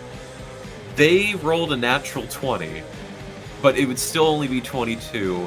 But also Wanye threw the extra fireball. So in this split moment, you say surrender, as all of them are cowering in fear, willing to surrender, and the one of the two jackal wares that are left standing at front sees the fireball being cast, just stares at you in the eyes, Betty, and goes, "Never." And as soon as that happens, this blast of fire just engulfs the entire hallway, killing all of them. I walk through the fire to get to the gnomes. They, at the current moment, you don't see any. It seems like there are some howls or yelling from outside. So are you leaving the entire lair? Yes. Okay. And I'm not going to take I'm environmental damage because I'm I'm not going to be out there long enough. I'm gonna walk through and follow Betcha. Yeah, I'm following. Is the treasure outside? Yeah, Wanyi's gonna actually record, if he can, he's gonna record the coordinates. Just coldly, just gets his pen out, and he's gonna record the coordinates of the red marks and the content. There was also a moment as the fireball's flying past that Nasira wonders if her new hands would be able to catch the fire. Could have tried. Stops it early and blasts us all with it instead. Yeah, it would be just straight up damage. Curiosity killed the cat. It's just a ball of yarn. It's just a very hot laser pointer. I see what you mean by not having a plan. Oh, I actually, why do you announce this at all? Oh, the coordinates? No, like that you're going to do this, because I I can like recreate images magically. Oh yeah, you would see Wanya pull out a pen and a paper, so you probably know what he's doing as he goes to the globe and he starts tracing it. They didn't surrender fast enough, Baldrus. You know how it is. I know how it is. Why that was taking far too long. The world is ending in 6 days. We don't have time to debate with dog people about friendship or whatever. They disrespected the Lords of War. They got what they deserved. So Betya, you're just moving straight past. Yeah. All right, you quickly run and running up the steps that you guys initially walked down when you first went into the lair. As you go up, not going out into the sunlight because it is noon, it is incredibly bright and hot here, as can be. You look out, and in the far off distance, you notice a number of figures.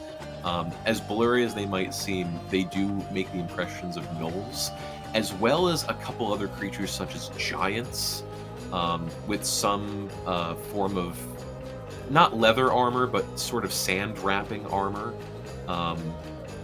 It's probably not as protective, but maybe more against the elements to some extent. And you see some kind of machine of sorts. It's not huge. It's sort of small, but it's almost like a small boat, like a small flying metal boat. With a couple gnolls and gear and other things attached to it, and they're not really on the fortress yet, but it just seems like they are slowly approaching it. We've been wanting a flying boat this entire time. We are going to convince them to surrender. And like that nat one earlier pissed Betya off to the point where she's not taking prisoners, she's not taking allies, she's You wanted to She's taking surrender or some just kill them all like the others as he looks behind at the scorched mess behind us? there's no need to potentially risk the boat. Fair. Although, I don't know, you have a pretty good carpenter over there. I'm sure he could fix it quickly. And how the hell are you gonna get it back to the fort? I don't even think it could fit through here. Waste not, want not. Also, we could just hire them to come to the fort. But at this point, you do see a bunch of gnolls. They don't seem like they're in a hurry. It looks like they're taking their time, but it does look like there is some amount of troops or force. Nothing really huge. Nothing like you look at this and go, we could handle this probably, but they are scoping out or approaching the fortress. Right. So do we stay hold out here and wait for them, or are we searching deeper inside and then coming back when they're closer? Fair point.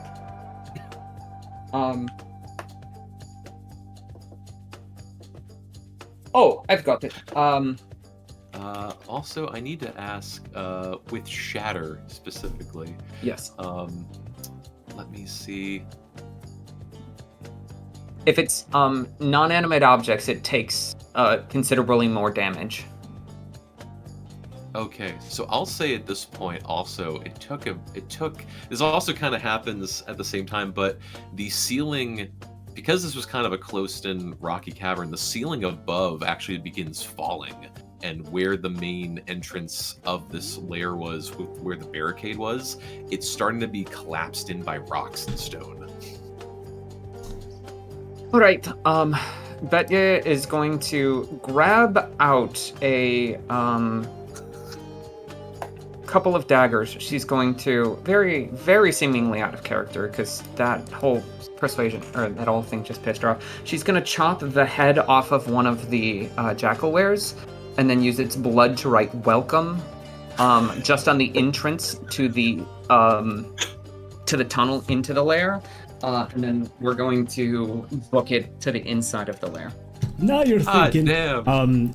Would Betcha have minor struggle trying to remove the head off of a jackal, or would she do it after?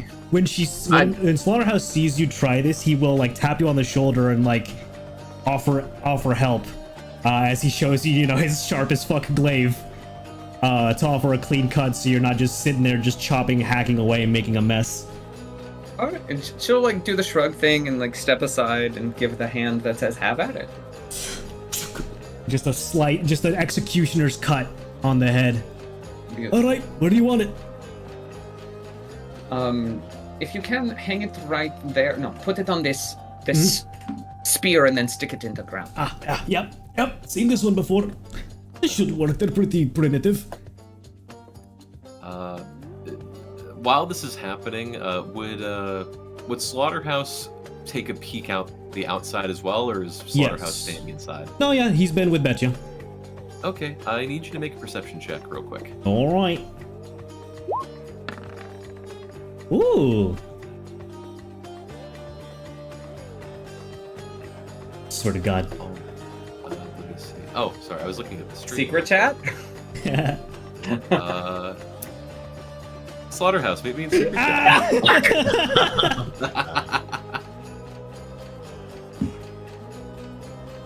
Hello. Hello. I don't know why we're having so many today. Well, like, it's just... yeah, whatever. It's cool. I love it.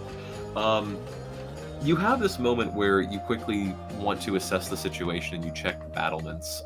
Similar to what I was said to Betya, the force does not look huge. At least this initial force does not look that huge. If you guys wanted to take the time, if the blockade wasn't being formed by the rock wall with the shatter, you guys could probably take these people on. But as you look at them, there's something about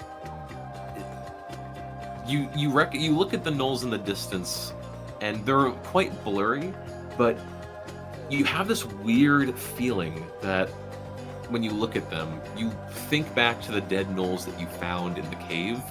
Those just seemed like regular gnolls. Mm-hmm. These gnolls, appearance-wise, like texture-wise, fur, whatever, aesthetically very similar, but they look bulkier. They have this different type of demeanor in their walk that is not very common to gnolls. Gnolls are quite skitterish and quick and jumpy. And you just get a flashback to the events that happened with the Night Shriekers. Yeah. These gnolls have some parallel of confidence that those gnolls had. You can't put your exact finger on it, but you look at this and go, these are not normal gnolls. These guys have some kind of confidence, bolt with them. Is there any way, either through sight or divine sense, that I can feel the presence of Yinagu guiding them? Just like Kratos guides Slaughterhouse, does he feel like they are followers of that faith and they are like coming forward with that intent and faith and belief? Great question. And is there like an ability or spell or attribute with this, or is it just trying to go off instinct? I think it's mostly instinct. I don't think I have anything that could actually sense though. I have to. I'll say for this, make either an insight check or a religion check. Okay.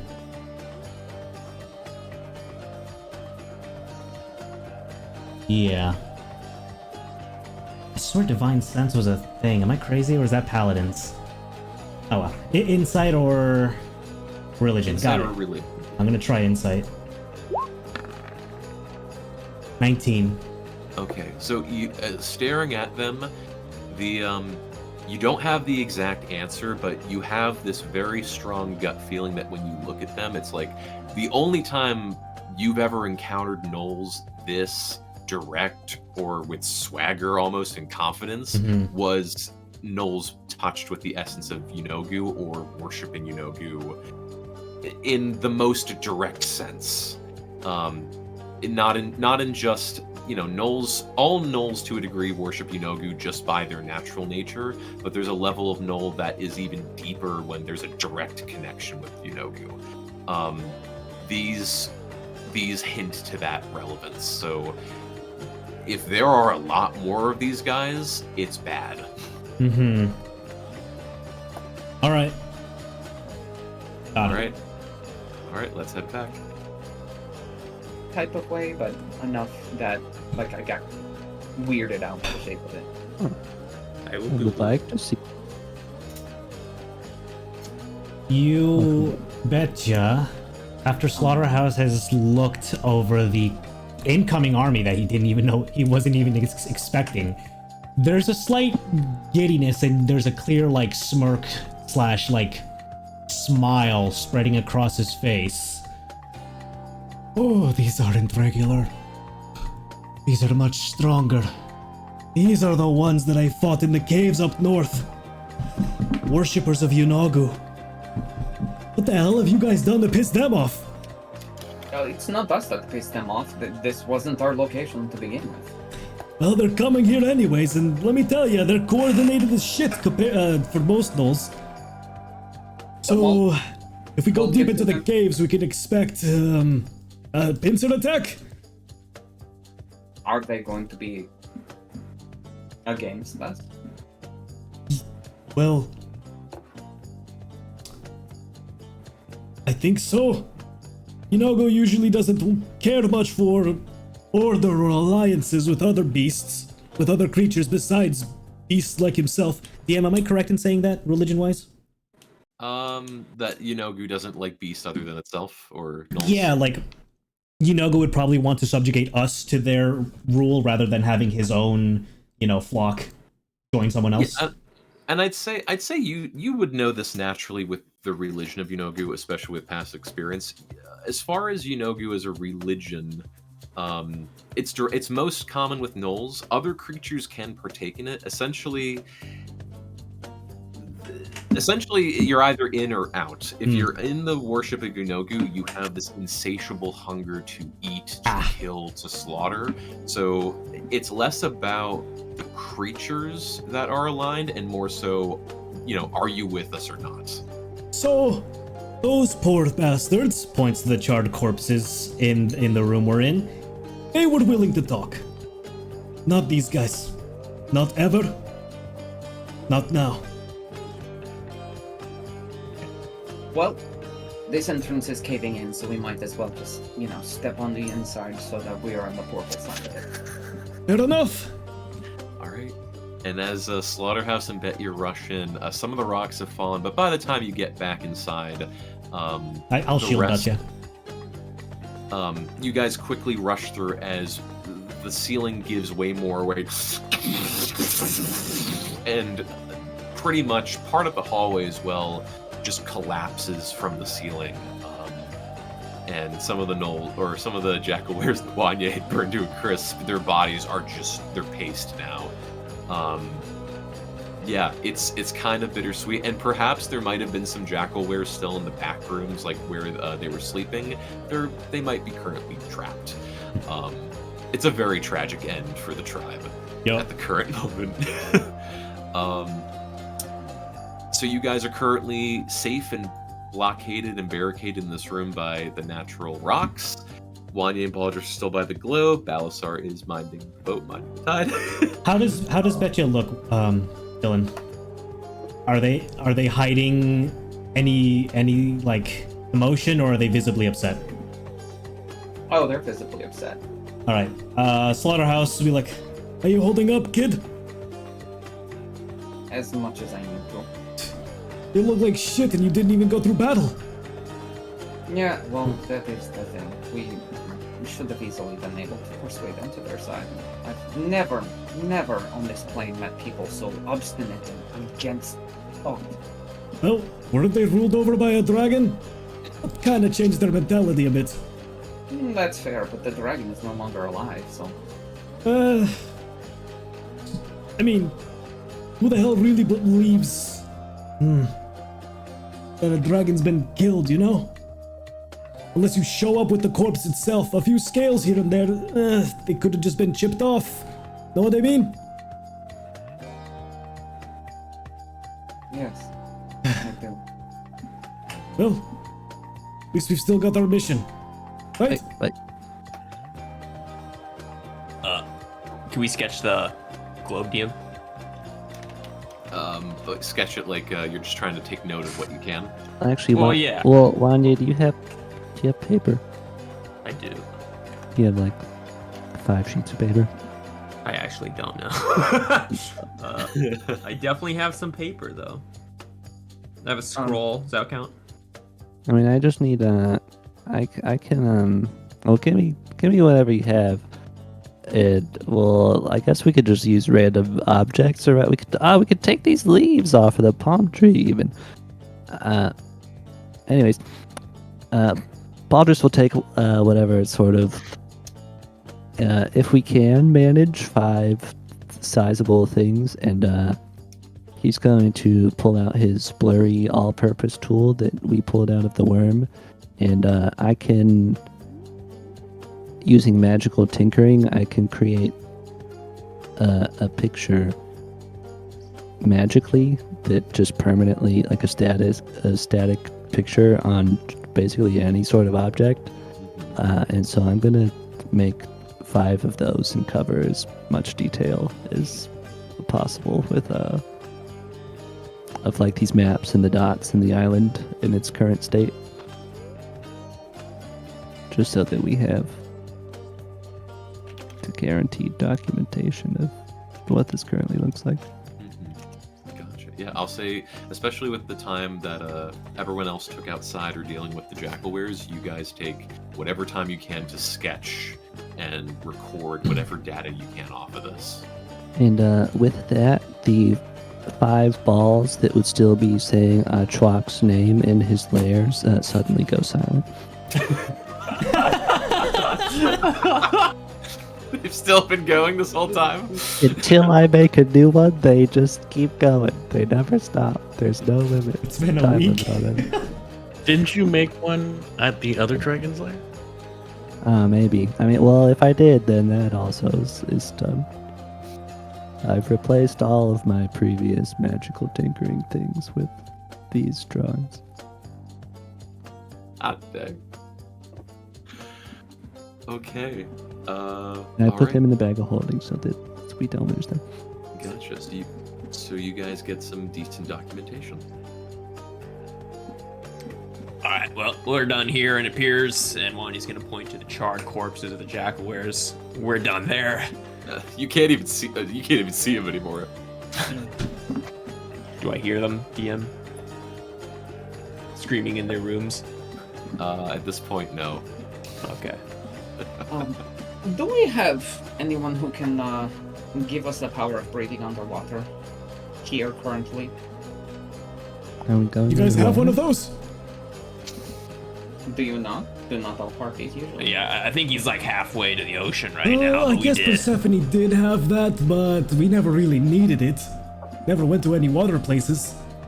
Because I'm at a point where I feel like we should just toss the portal necklace that we came through into the water of the flooding courtyard and then just drown this entire place. I agree, Petya. After the horde.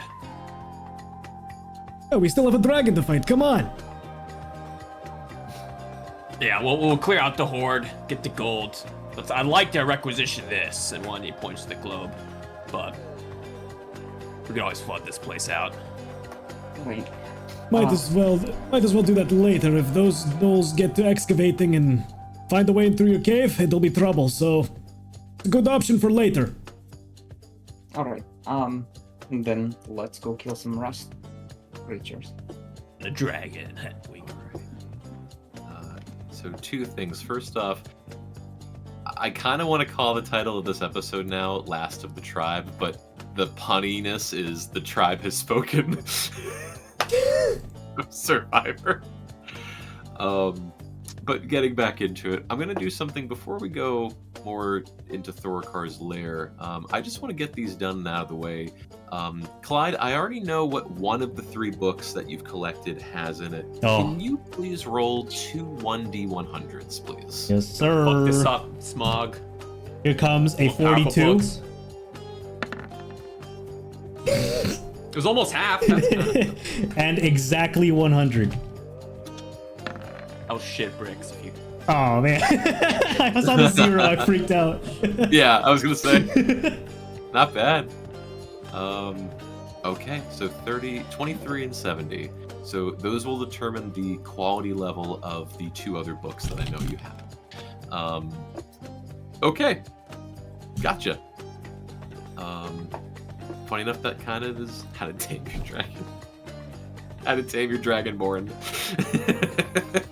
Impossible. The 23 is a copy of the Lusty Green Bard, or whatever that was called.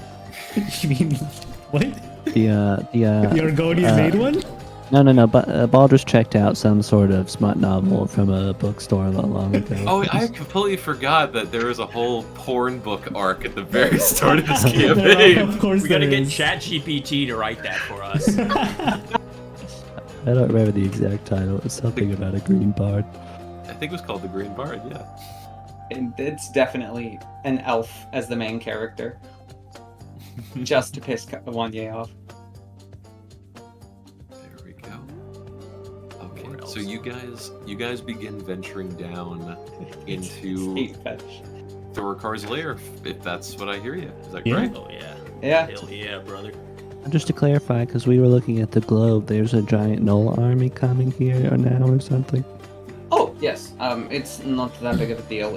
They're going to have to get through the avalanche that happened in the main hallway before they can do anything.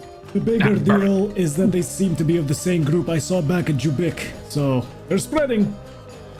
Yes. Well, still hopeful that I could probably persuade the giants to be on our side.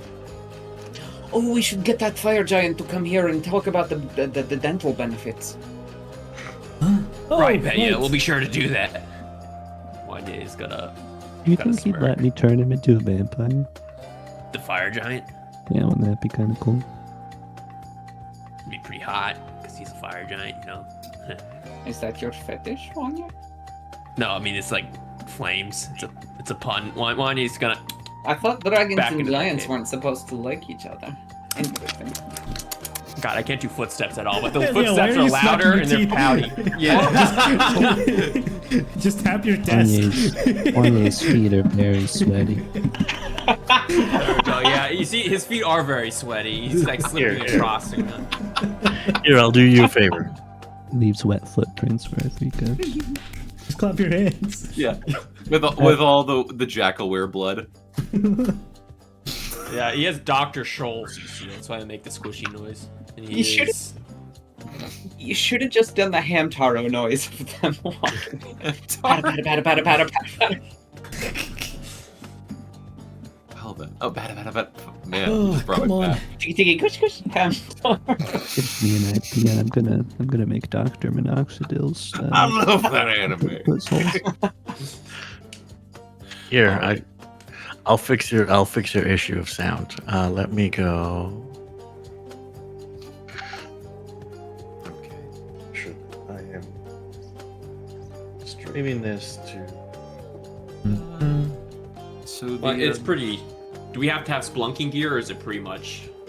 We can enter the cave right now? perfect timing to ask. So I was gonna say Slaughterhouse. Similar, but way calmer than your first expedition.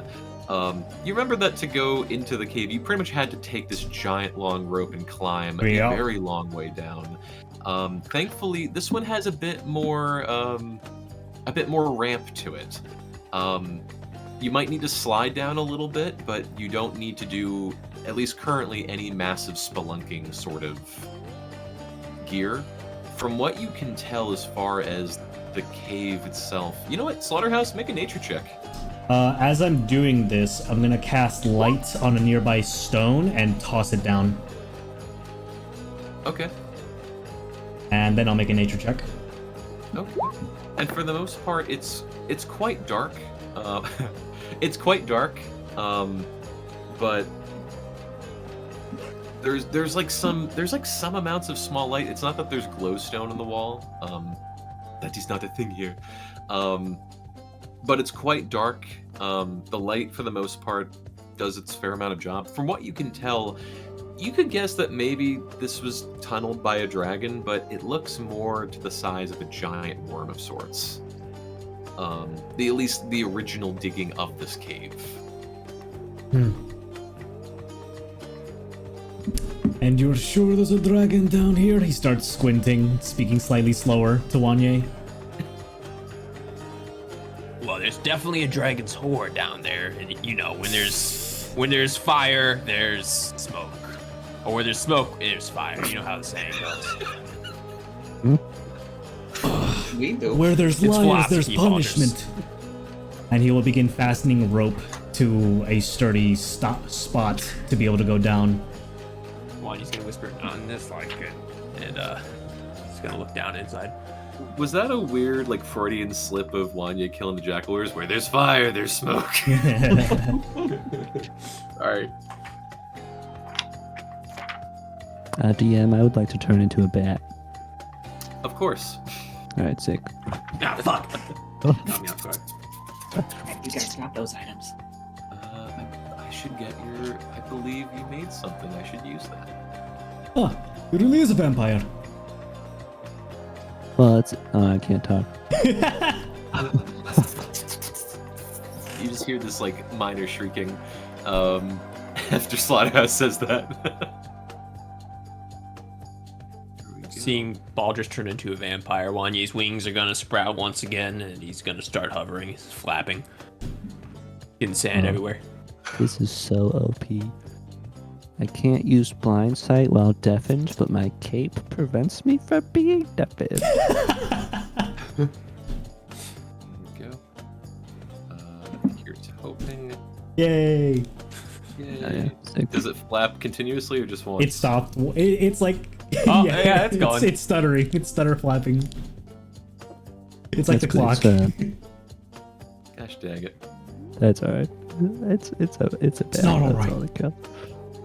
No, it needs to be perfect. Okay, so you're currently a bat. Hell yeah. I tried. No. I appreciate it. Okay, so you all start making your way down into the tunnel. And for the most part, nothing is currently here. There's no creatures or anything that you are aware of at the current time. I'll just ask first and foremost as you make your way in, is there anything that you guys would initially like to do other than simply travel? Obviously, keep an eye out for the rust monsters. Wanya will, Pata. I guess when he gets to the bottom of the cavern, or whether he continues, he's gonna eventually cast detect magic if the cavern opens up. Okay. As far as I'll say at least for this initial breath, as you cast detect magic, nothing magical at the current moment. It seems pretty clear. It just at the current moment, it's almost like you're just cave diving or cave walking. Nothing magical reeks out for a bit, and as far as the tunnel itself, it does go on for quite a long breath as it goes. It's always slightly angled downward, maybe 10-15 degrees, but then towards the end it curves towards the left.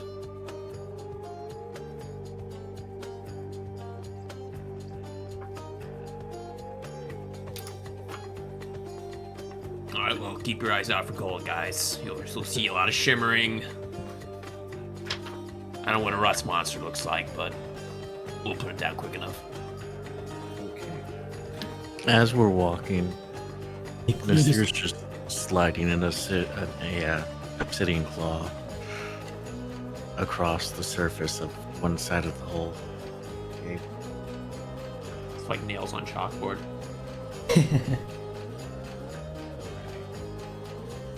So you see. Okay. So we're gonna try something. This one's only going to be minor, and this is in a way a tutorial. As you guys start going through the caves for a bit,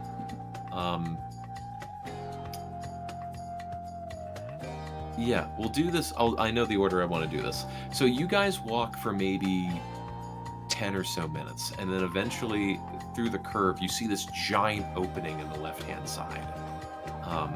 And as you guys look in, you see this massive miniature lair-size room. From what you guys can surmise, this is probably the room that Thorkar sleeps in. And upon initial look, you hold up the light or scour into the room or look with dark vision or whatever amazing vision you have.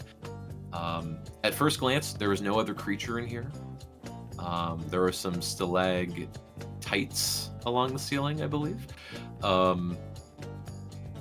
There might be a couple possessions or things on the ground that you can see, but the main factor of why you guys are here, there is no large hoard or treasure in this particular room currently.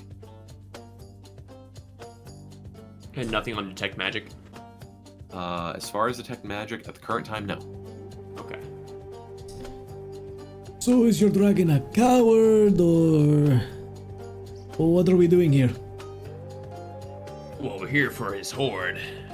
You know, we expected him to defend his horde, but it looks like he's one of those cowardly, craven dragons, like you said, Slaughterhouse. So, sorry to disappoint, bud. Hey, more gold for us, huh? What gold? Funny enough, There's as nothing you in this say damn that- room.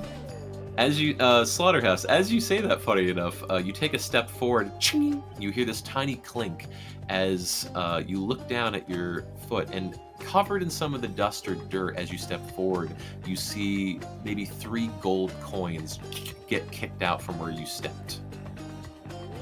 I didn't see them previously?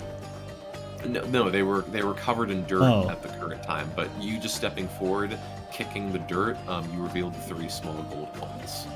He doesn't clean his room. I'll kneel down, dust off the floor beneath my feet, and pick up a gold piece. Is there any more when I start dusting off the floor? That's Is a it great like brushing off the floor nearby? That's a great question. For everyone who would like to participate in this, everyone please make an investigation check. Absolutely. Please participate. I'm begging. Can I turn into not a bat before I do that? Sure. And Man. I'll roll one for Balasar as well. Yikes. Just to see. I'm glad I'm not that. Great job, Nasira. So you guys start scouring the room. Nasira finds the most out of all of you, but as you guys move about the room and the entrance and sort of kick around, there's not really that much towards the center of the room or around the center of the room. It's mostly by the entrance, but as you kick around, you guys in total find, let's see, combined, let me see. You guys in total find 300 gold pieces. Yo? Just really, and it's crazy because some of them were covered in dust, some of them were covered in rocks or thrown about the room. There were just a couple pieces left behind, but you all think this clearly cannot be the total sum of the horde. Something was moved. Does it look like there was a horde and that like a worm ate it and then tunneled in a direction? Ooh, make a nature check. Awesome. I'll say in this case, make a survival check as well. Alright, there's definitely a worm guy. Okay, as far as you can tell, as far as this room itself and also examining the entrance of everything, which was quite huge because Thorokar passed to and from, you don't see any extra holes that suggest a purple worm or something crawling in here, eating gold and leaving.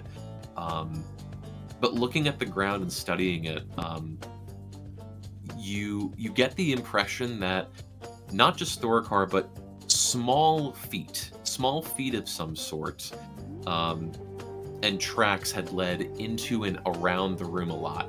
And when you go back through the main entrance, all the feet suggest to go further down the tunnel, not up to where you guys came in from. You get the impression that something further below took all the gold or treasure or whatever it could grab and went further below with it. Let's go. Sunk cost fallacy. We have to go. Oh yeah, we're following this.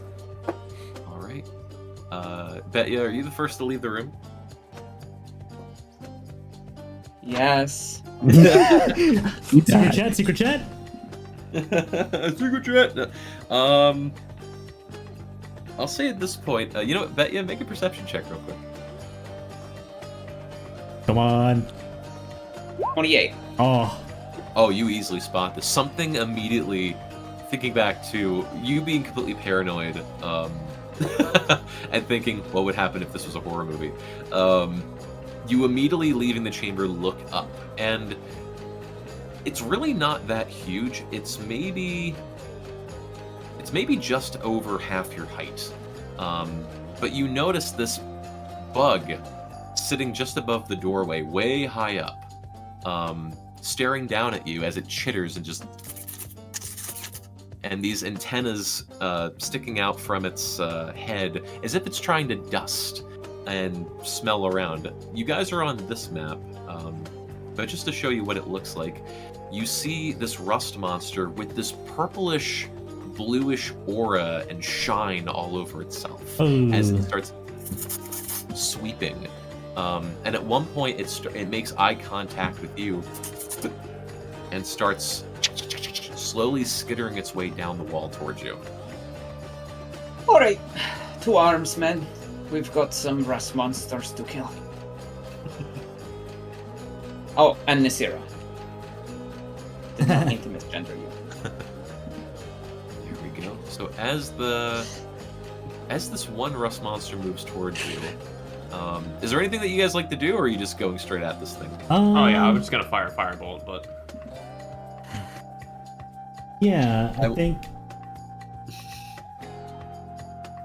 I don't want to waste another... Nah, give it a shot. Spiritual weapon at 4th level and fucking slice it off the wall. Okay, so I'll say you and also Wanye's firebolt. Roll to attack, please. 13. Funny enough, 13 misses. Okay. Wanye, you do hit with the firebolt. awesome. Oh yo, damage increased. Nice. 16 fire damage. 16 fire. Okay, so you shoot straight up into it as it hisses a little bit and starts moving faster down the wall towards you. It's still standing. It looks pretty beat up actually already, but it still makes its way down. Does anyone else would like to make an attack on this thing as it moves closer? Yes. Yes. I mean, I haven't gotten to do this yet. I just got new armor, so I'll attack it. Okay. Baldrus extends his palm, and the little gem in it begins to glow momentarily, and then out shoots a bolt of lightning. Okay. At the same time, if I'm allowed to, since Spiritual Weapon was a bonus action, I'll cast Word of Radiance as a cantrip, as an action. Okay. So it has to make a con save.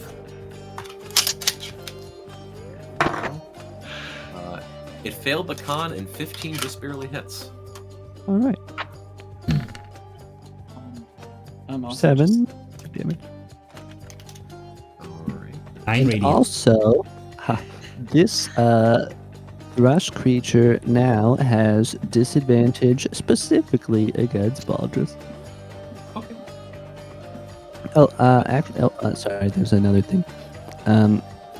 When I sorry, I know it's basically a whole new class now. I believe when I hit somebody with the lightning launcher,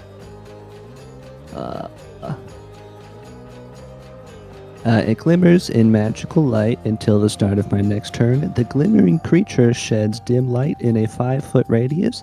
It has disadvantage on attack rolls against me specifically. In addition, the next attack roll against it has advantage. And if that attack hits, it does 1d6 lightning damage additionally. Sheesh! Cool. It's like a guiding bolt. Okay. So in total between you and Slaughter was that 16 damage? Yeah. Yes. It looks Okay. So funny enough, it's already dead. Heck yeah. Oh. We did it. As you Wow. guys just released this volley, as it was about to launch itself off and strap itself to one of you. Ugh. I You just- hate bugs. You all just shoot this thing and lands in the center of all of you as it, and kind of like a spider, its legs, on its back start kind of lifting up as this small insect greenish pus and bile just leaks out of its mouth before it ceases movement. I cast create bonfire under it. Alright, so get ready for a horde of those. Who's good at identifying creatures and other things like that? Because that feels like something that we should be analyzing. Not going to lie, it sounds like that bookish boy that switched places with me would probably know something. Yeah, next best is probably Baldrus, because he's a doctor, and I assume he's got to know something about anatomy, right? I've also spent a fair amount of time in nature, believe it or not, contrary to the way I look. Maybe. I don't know. So what What can do you you tell want us, to know doctor? about it? Well, it's dead. Oh, it is? Nasir's gonna grab it by its head I'm not touching it. and just drag it with her as we continue on forward. Wanya will fire a firebolt. If it's a straight shot, he's going to fire a firebolt just to see what the outside of the caves looks like for 250 feet. Okay. So yeah, you as the Sierra bags and drags this thing, Wanye, for even though it curves a bit, you shoot a firebolt down, and for the most part, it pretty much just keeps going. It's more of the same, but you do hear more skittering as a couple more, probably rust monsters, crawl away or, got scared a bit by fire. Do we know if rust monsters emit death pheromones that attract other rust monsters? Ooh, that's a good question, Baldrus. Make a nature check. We're about to find out if we let Nasira go on her own. Oh. No, I tried. As far as you know with rust monsters, they do not emit death pheromones. Alright. Beyond your way, Nasira. But, they don't happen to eat gold, do they, guys? Maybe that's why the room is empty. Yeah, that would be unfortunate. It's actually so funny that you say that, Wanye. As you kind of examine the guts a bit of this creature, you notice, especially since it got skewered open a bit, you notice that a mostly chewed piece of gold is in its stomach. Oh, they have money inside. Okay, so this guy his name was the Grand Emerald. He really liked emeralds and relics, so hopefully they didn't eat everything. If not, we're gonna be squishing these guys for days. So you're telling me the dragon fled and just fed all of his shit to these bugs? Possibly.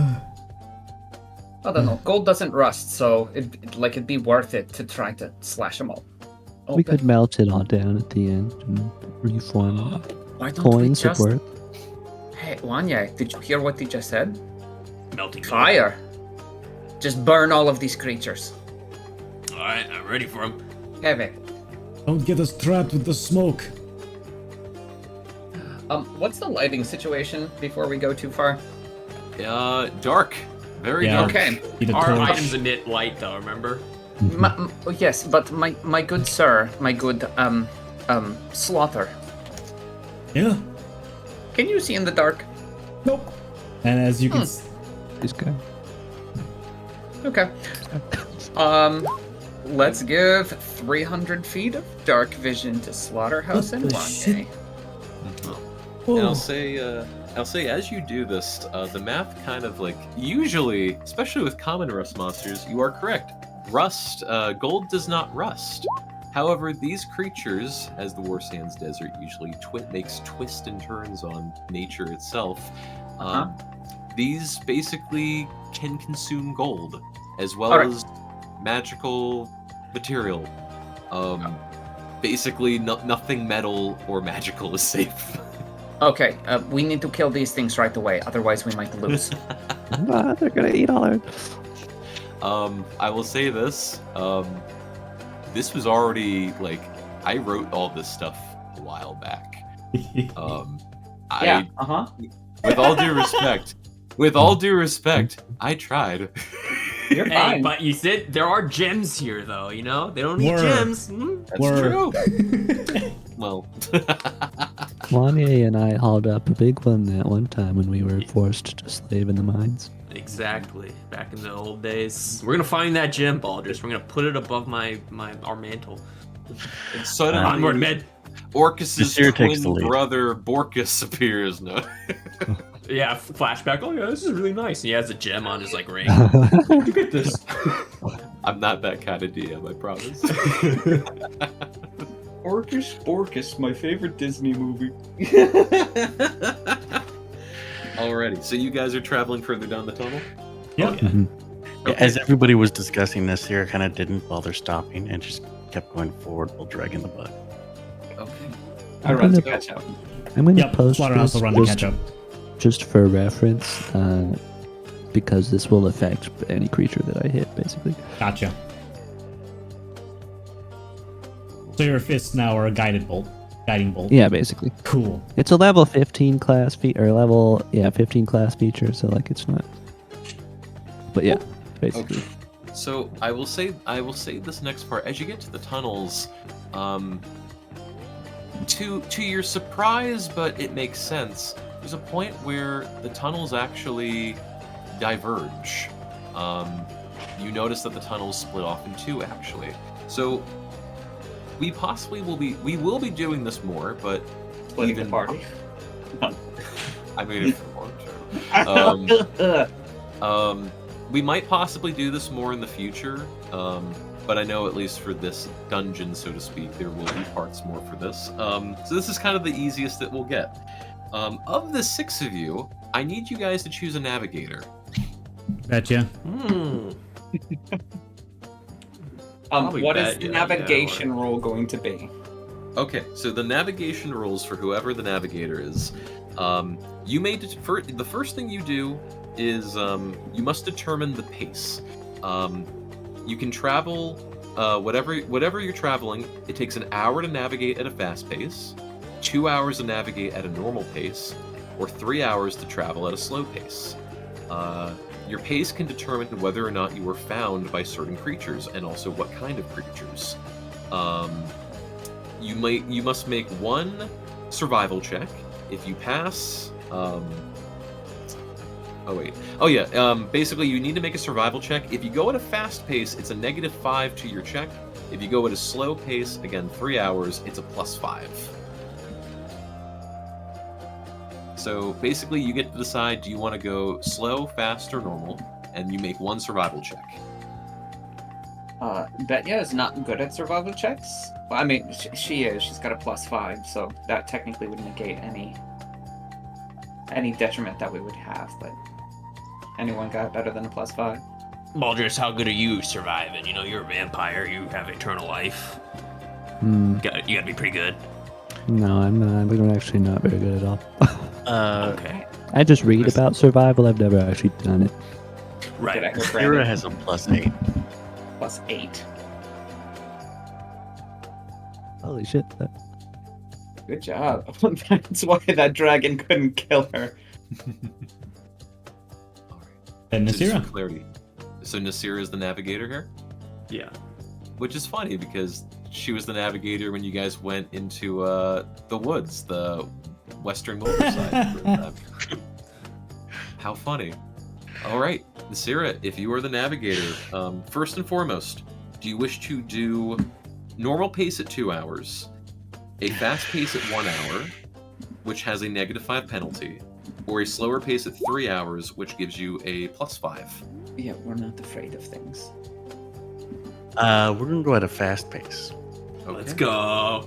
Please However, can we boost? I don't have enhance ability. Yeah, I look don't know. too. Trust me. I'm looking at anything and everything. Hey, do you remember that one time that someone stalled for a while? Oh, you mean like us talking right now so we can do our character sheets? Yeah, that one. Hey, you guys want to see me turn into a bat again? Yeah, I think that'd be cool. Wanya's gonna pull a piece of gold out, throw it. You can just. I do try that. to catch the gold in the air like a dragonfly. Which And then you just do dragonflies? You want to see something cool? Slaughterhouse? Yes. see Slaughterhouse something would like to see something. Go on. And, Alright. Baldur's got other words. I squeak. And Sound like as he that. squeaks, fuck, where's the spell? As he squeaks, Wanye's form will turn into a bat as well. Yeah. And if memory serves well, I think you guys I think Baldur's intelligence stays the same, but Wanye's intelligence gets Yup. reduced to that of bat. That's gotta be pretty good. I'm the Uh, bat leader. No, it's very bad. Wanye, Oh, your it's 2. Your intelligence is 2. Hey, you're Wanya's gonna fly away from the light because it's very scary. So he's gonna fly Alright. all the way on the ceiling and just stay I there. thought that would be Alright, so he's a bat now, you're a bat. I flutter around Slaughterhouse's face. I start swinging the light source that I have on me to just get you off. Could you not do that? I try to hang on your arm, like upside down. Oh, he allows that as long as you're not like trying to smack his face. No. I mean, I was initially, but now I'm just kind of. Seeing his bat friend, knowing that this is safe, Wanya's gonna do the same thing and is gonna hang off your arm as well. Are the gifts working now? Oh, Yes, it worked. they are. It works! We're flying. We're really flying. Alright. All right, somebody else do something. I've Yeah, I I've forgot you looked- can't talk, so it's difficult to LARP as a bat. I don't have any I don't have anything that could necessarily help other than like burning through my bardic inspiration. The clock is However, working! Yo. I have a concept. Are these tunnels naturally made, or were they made by Thorokar? From what you guys examined before, you feel free to re-roll nature if you wish, but from what you examined before, it seems like the tunnels were predominantly made originally by purple worms, and then at least for the upper sections, Thorokar added some extra space or touch. Okay, that wouldn't happen. Okay, I'm out. All I can do is give the help action consistently, which, I mean, I could justify by saying since I do have 300 feet of night vision, but I don't know if that's enough to give advantage on every single check.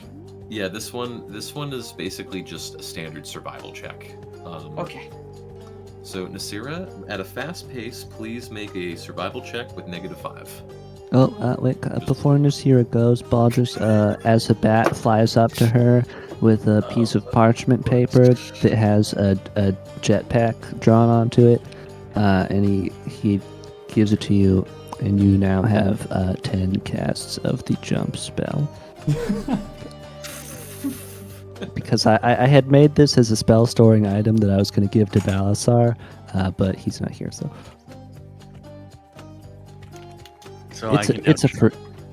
well, you have to cast a spell on yourself, but it's my level 11 class feature, and it gives you 10 casts of first or second level spell of my choosing. Nasira, please roll your survival, and we'll just chop off 5. Oh, I was taking this time of discussion to figure out how I could automatically remove 5, so I'm just taking the 5 off anyways. Yeah. But that'll be a nat 20. Oh yeah, Yeah. the bat strategy worked. Bat strats. Okay, bad stress. Okay, now we need to roll attack. Of course. This is what I cast, so you know. I already posted that, Alan. Wow, look at you. Okay. So you guys start walking through the tunnel for over the course of the hour. Nasira, locked on point, you start examining the hallways or not the hallways, but the tunnels, and you, whether by guessing or just natural instinct or just having a pretty good feeling, probably looking at the tracks on the ground and surmising where whatever went versus where it didn't go, you eventually find your way, and you do not get lost. Over the course of this time, though, you guys notice a couple things. First and foremost, you notice a corpse. You notice this very decayed, broken, mostly made of bone corpse And from what you can tell of the fur and hair that still remains, this is a jackal-were. This is a jackal-were that maybe got a bit too greedy and learned its lesson rather harshly. You're not sure exactly what killed it, but it has been here for quite some time. As you're also going through the tunnels a bit more, you guys at one point hear more chittering coming from out of the walls. Okay. As... let me roll. Okay, of course. You hear chittering coming from all of the walls as you look up, and from multitude of holes in the walls, mainly from the ceiling, you see 6 rust monsters come out. Uh-oh. Let me make 6 just so we have them. Oh, they're already dead. Thank goodness. So I'm just going to copy and paste them here just so we can see. And at this point, all the rust monsters are going to attack you guys. So we're doing some theater of the mind here, but everyone please roll initiative. All right. Takes me back to the OG days. Where's the turn? Where's the turn? There we go. Oh, please give me a -1. Or give me a 0. Stealing Damn. board games. Remember we still have board games. Did you both get 9? Oh yeah, it's the yeah. good old days, my friend. We're both bats. We're both roll 9s. I'm gonna request to have you guys as your general token so I can tell you both apart. Oh, That's yeah. fair. Oh, Our polymorph Didn't have would myself selected. would have ended. Yeah, if it was an hour, Sure. we're regular humans now. Or, well, Gotcha. not regular humans, but Yeah, we were. far Clyde from insists that I'm not a human at all. So And I would agree add with that. okay. I'll add awesome. Balasar into this. I just need to pull up his, their character sheet real quick. For the rust monsters. Okay, there we go. They did pretty decent actually. And then for Balasar, frickin' natural 20, of course he would. Let's go! Kills them all in one turn. Yeah, Balasar would of course get the natural 20. Loading. How much to initiate? 32? Like he needs it. Oh God yeah. dang. Alright, let's get the battle music going. So I guess Balasar would go first. hey Tim, can you add me? I forgot to select myself, so I got the 13. 13 you say. Okay, let me get you on here. Bam. And this should be pretty quick and easy. Double music. Okay. I just want to let Balasar just, like, use his turn of, like, just deletes one. Because of course he could. How many attacks does he have? 25? Yes. He deletes all of them. I When always Tim forget. plays him, 6. I always forget because it's like, well, I have this, but my bonus action and my extra attack, but also this. I'm gonna make this easy for myself. I'm gonna say Balasar. Whenever it's Balasar's turn, one of them just dies. Just remember, Tim, Just to make it easy action for surge me. is only once per short rest. I'm gonna do the easy route. Just to make it easy. So Balasar is like, don't worry, I got this one, and just Oh shit, he got that one. using the Dragon Slayer sword still, he just immediately cleaves into it, and it dies. And what you will notice is as he cleaves with the Dragon Sword, as he stabs into the rust monster, the Dragon Slayer sword is unaffected. You guys surmise that specifically because it's an artifact, that is the workaround of the rust monsters. They can consume magic, but artifact is on a whole other level. Huh. Imagine Alrighty. it didn't work and he comes back a week later to find his artifact is gone. Wait, what happened? Yeah, you were up. Yeah, no. Okay.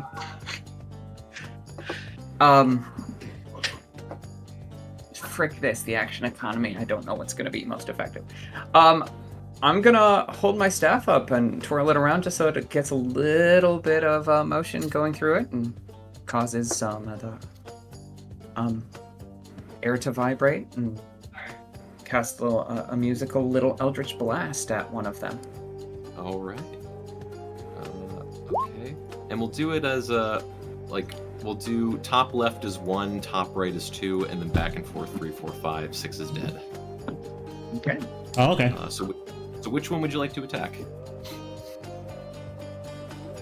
4. 4. Right, with a 25 to hit. Yeah. That hits. Just 2 force damage, nothing special. All right. So it gets hit pretty aggressively by it, but especially since it's usually small, but it flicks it off. Okay. Does it seem to hone in on me at all, or is it like, does it have the presence to be able to see who attacked it? It's as far as it can tell, it probably does, but it's most interested in eating right now. So Okay. it's sort of a very impulsive, whoever I get to first. Okay. I'm going to then cast Sanctuary on myself. So Tim, Just one thing no, I I'm not. wanted to mention, and completely spaced on it because we were discussing everything else. When they did appear, the dead one that I was dragging with me, I threw into the middle of them. Okay. There we go. Sorry, I'm just trying to get things pulled up. Okay, and so, Betya, was there anything else on your turn? Yeah, I'm gonna continue twirling around my staff, and instead of giving myself Sanctuary, I'm gonna give Bardic Inspiration to Slaughterhouse.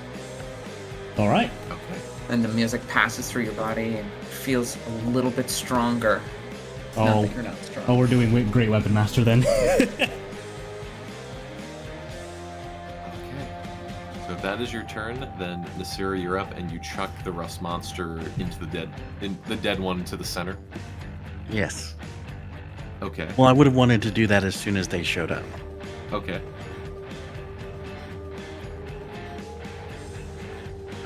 But let's see. So 6 is dead. 4's been attacked. I guess I'll just attack number 2. Okay. Number 2. Please Evens. make your attacks. All right, I will attack it. Well, first, I will use my bonus action to rage, and I will attack it recklessly. Okay.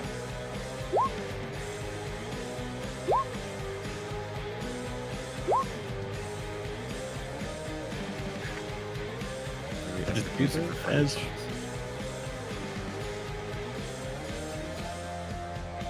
So is that? I'm trying to see. Wait. oh, it's just rolling the bonus, not the hit. I don't know why. Let me try again. Maybe I was clicking the wrong thing. Yeah, I think it was just damage. Okay, And you those said are my these 3 were- attacks. And these were reckless. Yes. Okay, all hit except 13. Okay. Wow. Oof. So that'll be 17 on the first attack and 19 on the second. 17, 19. And you said you were attacking which one? Number 2? Or Number 2. Number 2. Okay. With a total of that's your damage, hot dang. 36 damage. Yeah, it's dead. And you just crack into it, and although your hands are magical but not artifacts, these were given to you by quite a powerful entity. As you start cracking into it, your hands do not decay, they do not wither. They are basically an artifact, but not with a detriment beneficial property. They were just basically free +3 hands that you just get. But yeah, you crack into this thing, it is pulverized immediately.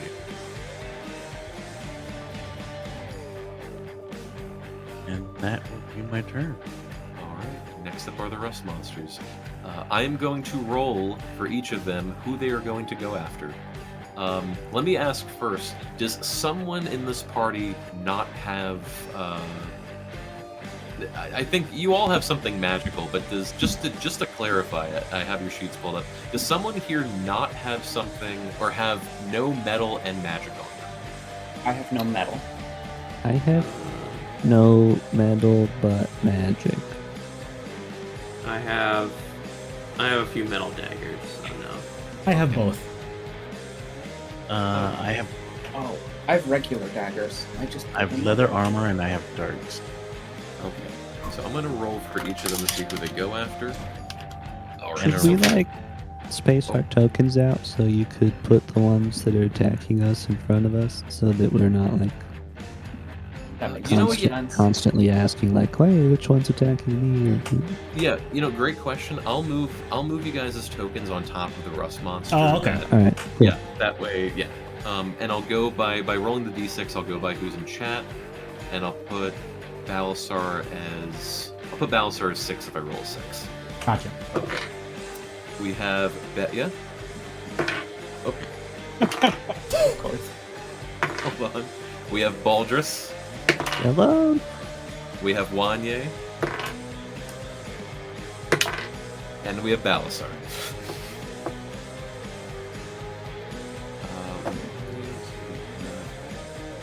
Oh, they're all bigger. Let me just chop them back. Betya, Balasar, Baldrus, and Wanye. These rust monsters immediately run up to all of you as fast as they can, and you see these large antennas that are at their front. It's those two large kind of scythe-looking things that pop up. I just put them on the demo. I'll just throw this over here. They all immediately, you know what? Yeah, we'll keep this up. They all immediately have their antennas pop up, and with the antennas, all the purple energy kind of formulates to the end of the antennas where these feeler-looking things are. They're feelers, basically. I don't know why. They're all going to try and take or eat something that's either magic or metal that is on you. I need all 4 of you, which I'll roll for Balasar, to make dexterity saving throws. Uh-oh. Come on, baby. Please, God. Please, God. Please, God! Oh, yes! Oh, fucking touch him. Alright. The only people who failed are Wanye and Balasar. Oh, no. I'm gonna use my daily legendary saving throw right now. Okay. That's fair. Let's see. Hopefully there's not an actual dragon. Let me read this over real quick. If it is, it's not that big of one. So we can take it as a team. I'm more afraid of these than a dragon at this point. Now I'm going to roll to see what of Balasar's pieces are going to be affected. I didn't want my movable rod to get destroyed. Of course. You're doing this to Jules on Nat Pride 20? Month? This is a hate crime. So one of the rolls, basically what I do, I have you guys' items listed in categories on a d6. So like, and the higher the number, the more valuable we'll say. So like maybe, let's say Ring of the Ram is your favorite thing, or the highest magical thing you have other than your artifact. If I roll a 6, it's going to eat your Ring of Ram. Yeesh. The one roll I made is you're allowed 1 freebie, but if I roll a 1, it tries to attack your artifact. That's your safeguard. It rolled a 1 on the d6.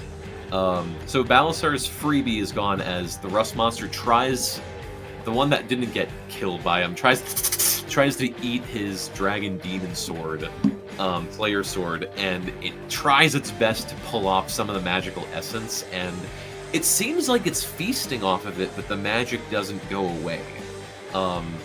It's almost like this never-ending food supply. Oh no. So the rust monster feels satisfied, but thankfully Balasar's weapon does not get rusted or damaged because it's an artifact. You lucky bastards. Wanye, you and Baldrus, if you want to share it, or one of you go first, or whoever has higher decks, I'm fine either way. I have 2. I have 3. Awesome. Congratulations, Fred. Baldrus. I will cast haste on classic spell slot expanded, and then I will use my other action to shoot this thing with a lightning bolt.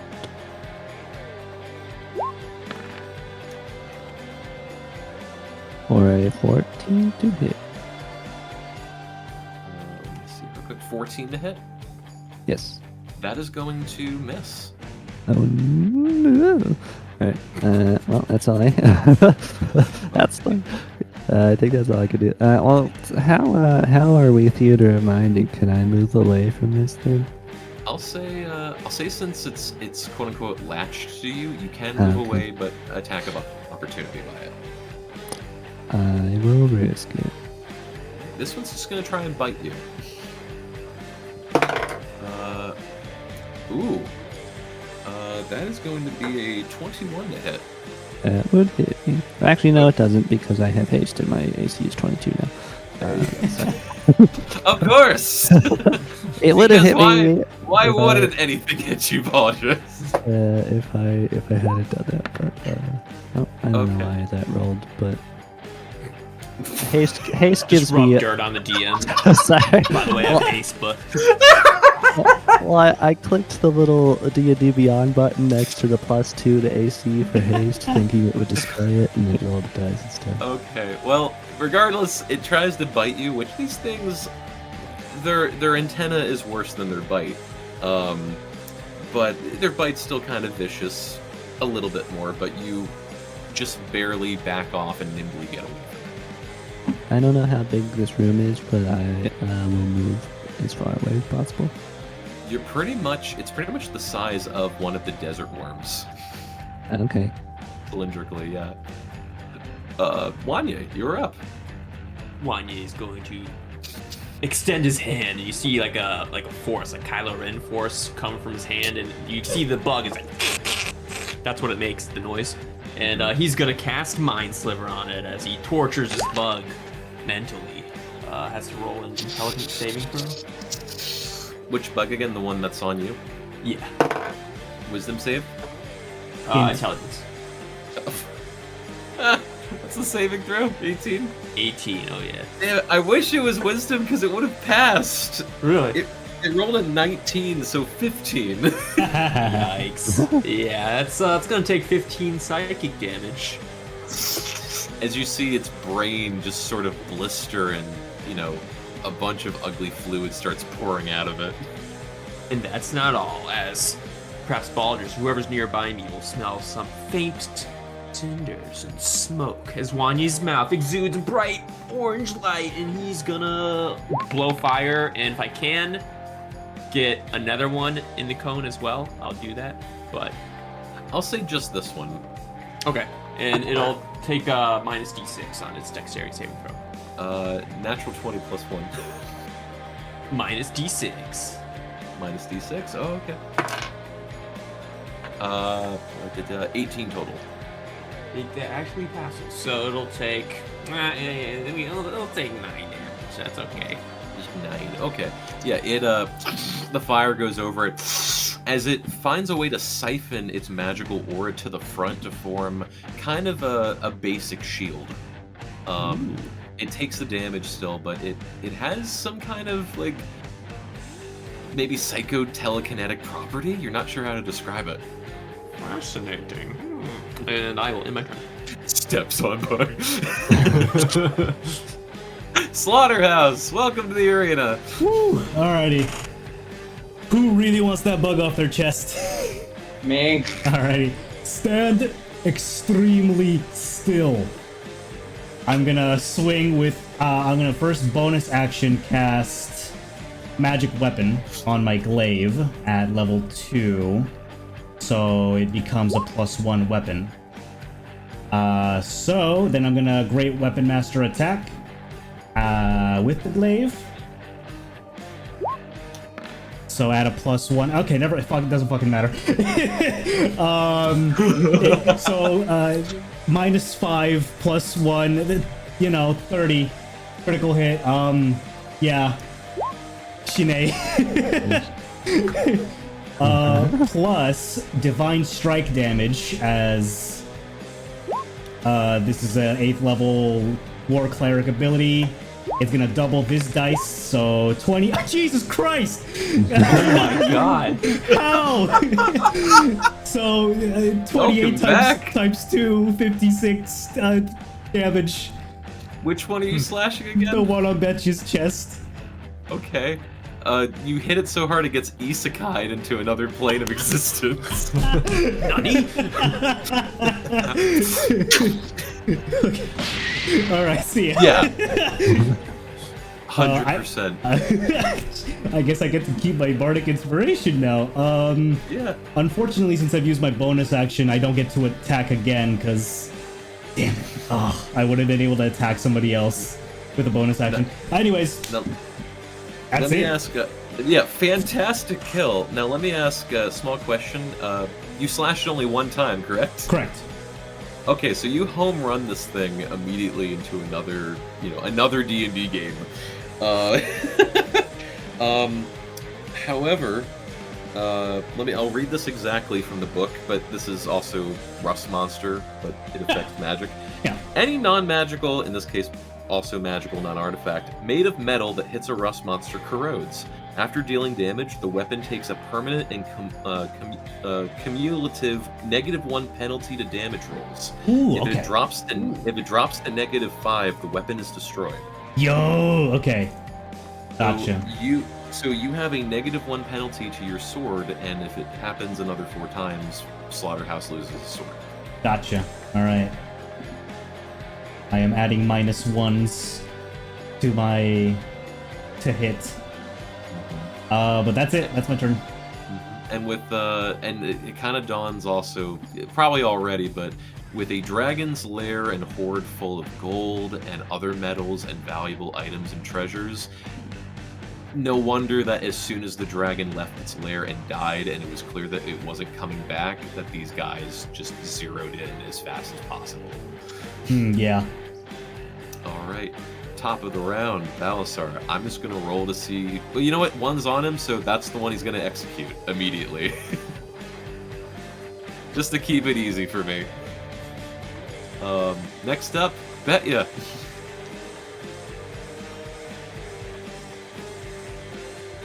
Haha, muted. Yay.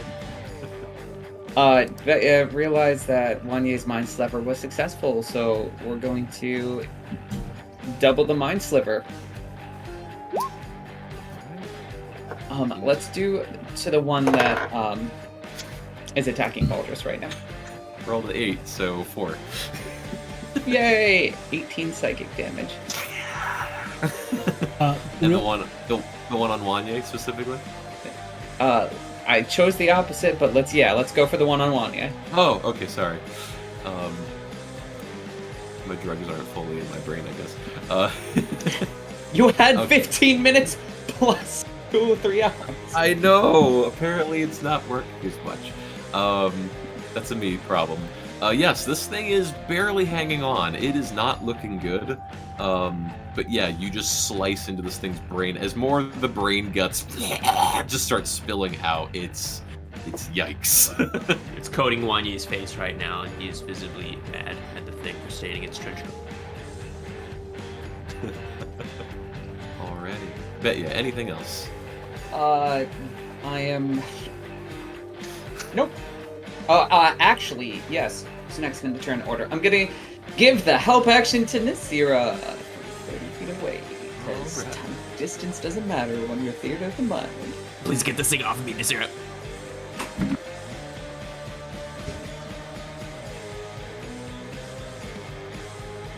Alright. Oh, let's see. It's so fucking gross. Ew, ew, ew, ew. Yeah, I guess Nasir will target number 4. Number 4. Alright, please roll an attack. Back to here.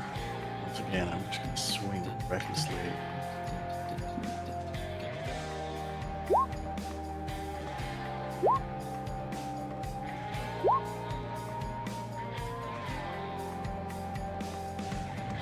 So I think all of those hit. 18, 27, and 28. Yeah, all of those hit. Easy. All right. So that's 19, and then 14, 16.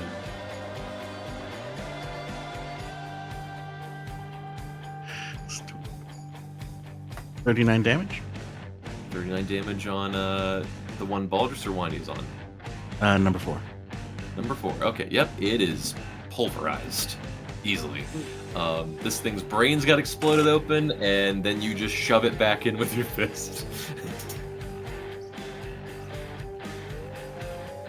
And no, I don't think I'm going to do a frenzy attack. So I will end my turn. Alright. Okay, next up are the rust monsters. I'm gonna see... Baldrus got away from this one. It's the only one left. I'm just gonna roll a d6, see who it's gonna go after. It's gonna be Wanya. Alright, Wanya. Wanya, you're like, yeah, great job, and just like, and immediately latches on your face. Wanya, I need you, as the antennas come out to try and eat your being, I need you to make another dexterity saving throw, please. Awesome. This time for sure. Oh, same thing, same roll. Cool. Okay, so this one's gonna go after something of your belongings. Okay, let me look at your character sheet real quick. Let me see what this is gonna go after. I have my magic items are immovable rod and ring of blood transfusion. I guess I have feathers too, actually. I guess. You still have those? Yeah. I do. I was gonna use the wind one to blow away all the dust to look for gold, but I don't have that one apparently, so I think I use it. Yeah, I think I remember that.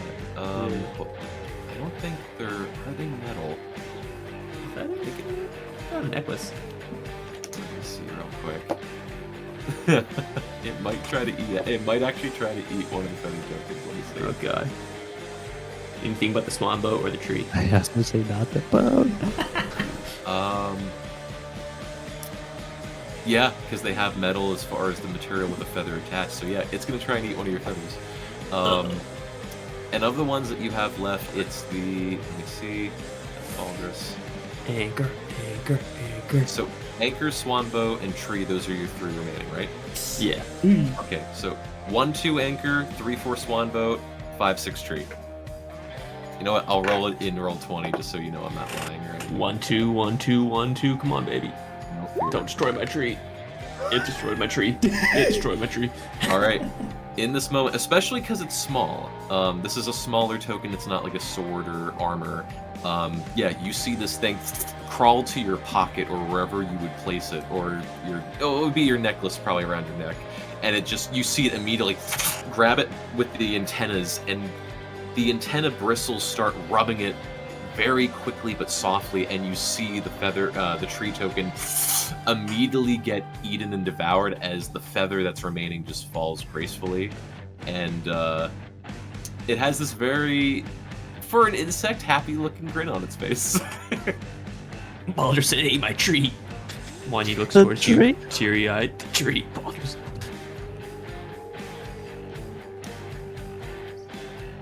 I won't stand for this one. Alright, that's going to be its turn as it tries to root around for maybe another feather. But until then, Baldrus, you're up. Baldrus, understanding the gravity of losing our sick tree that I wanted to see turn into something cool one day, is going to extend a palm and the gem on his hand close, and I will launch my first attack for a 16 to hit. 16 to hit, that hits. Alrighty. So I will roll that damage, and final class feature. Once per turn, upon hitting a creature with lightning damage, I can roll. Why did it do that? I meant to do this. I can roll an additional d6 to deal lightning damage against it. So I'm gonna roll that on this turn. Or 8 damage? Or 5 damage plus 8? Or, yes. So 13 total? Yeah, for the first attack. This one was the only one that wasn't hit yet, so yeah, you, for 13, you slice into this thing with lightning, and yeah, it's already looking pretty rough. And now my second attack against it, because of my nifty class feature, has advantage. So a 16 to hit again. Welcome to the family, son. And also due to my nifty class feature, let's scroll to it. Artificers are wacky. Yeah. In addition, the next attack has disadvantage, and if that attack hits, the target also takes an extra d6 lightning damage. So I do 6 damage, or 11 damage plus, so 16 on the second attack. Total of 30 hit points. The floor is yours, Baldrus. Baldrus just, I have a third attack actually with haste, so I'm going to use that too, just to like rub it in to the creature for destroying our sick tree, which I'm very upset about. So he's just going to extend his palm and sort of like an Eldritch Blast, but with lightning, he rapid fires 3 bolts, like supercharged bolts straight into this thing and vaporizes it. Yeah, it's this thing already caused enough damage and destroyed a very old magical item and relic that you guys have held on to for a very long time. So you don't want to waste any time. You just crack knuckles, immediately zap this thing. You basically bug zapper it. But yeah, this thing is no more, and it's yeah, it's very easy. It's like a cockroach getting struck by lightning. Though I think a cockroach would live and a rust monster would die. Yeah. Good. But yes, at the current moment, you guys have finished this encounter. The rust monsters are gone, and you hear a little bit of chittering and movement in the walls, but it doesn't seem like any of the other bugs or creatures throughout want to make hands with you. Baldrus puts a hand on Juani's shoulder. Just they won't It's get tough, Baldrus. They won't It's get tough. away with this. You hear can't let them. you hear a little whistle as Slaughterhouse is observing his glaive. Even with magic protection, it's shit still got through. Look, it's starting to. Ooh, I could probably get a new one when we get out of here. And he just sheathes it. Right, where to now, Nasira? Wiping his snot from his nose. Do we know if like mending doesn't work on stuff like that, does it? Not the rust. No, not the rust, because Yeah. rust deteriorates something, and it mending can only do damage to broken things.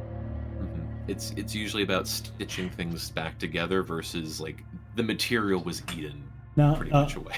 question DM. So as it's damaged, it has a -1 to attack and damage rolls. Great question. I believe it's just damaging. After dealing damage, it does that 2 damage rolls. I'm going to say just a damage. Oh, okay. And when it hits -5, the weapon is broken. Correct. Got it. Okay. We are keeping now track. in Tears of the Kingdom. We're now in Tears of the Kingdom rolls. All right, keeping track of it. Oh no! Oh no! Alan's power just flickered. Uh-oh. Oh? I'm on a different power grid, even though I live like a mile away. Awesome. Oh no! I know that feel. George, the lights go out and turn back on, and George the Ogre is suddenly there.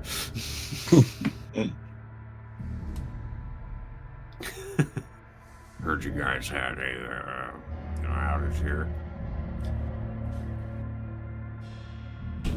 Okay, I was patiently waiting for Baldrus to type. Who the hell was that? Yeah, hey George. Yeah, that's George. He's our janitor. What? Was Sorry, there maintenance. Of this place? Maintenance aficionado. How the hell yeah, did you get here? everything. Oh, okay. So you expect me to believe that, but you don't believe my bugbear story, huh? Yeah, I saw the way you looked at me. Oh shit, my power flickered too. I'll get on it. Haven't done a wormhole in a while. It might be a while to find the cable.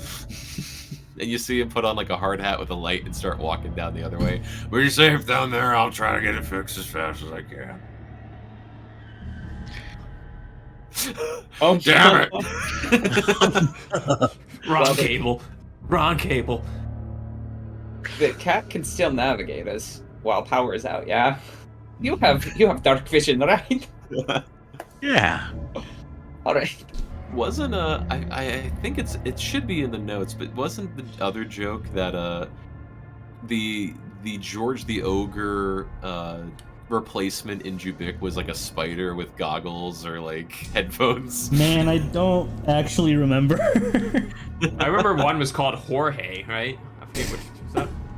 Is that my one shot I ran for you and Alan? I Wait, think that was Andrew yours. run a run shot. That And was Alan a Woe? long time ago. Oh yeah, when they Alan You- won't. yeah, was that the one with the anime ending? Yeah, the anime jelly girl. Yeah, that one. Oh. Yeah. Oh It's no. interesting. I think it was just me, him, and Alan. Well, until Alan comes back. Hey! Hey, Alan. Until Alan comes back. Oh, I missed. Phone Alan. I missed it.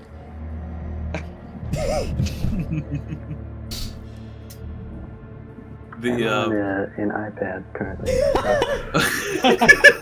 I can We tell. can't tell the audio difference. Yeah, it's pretty rough.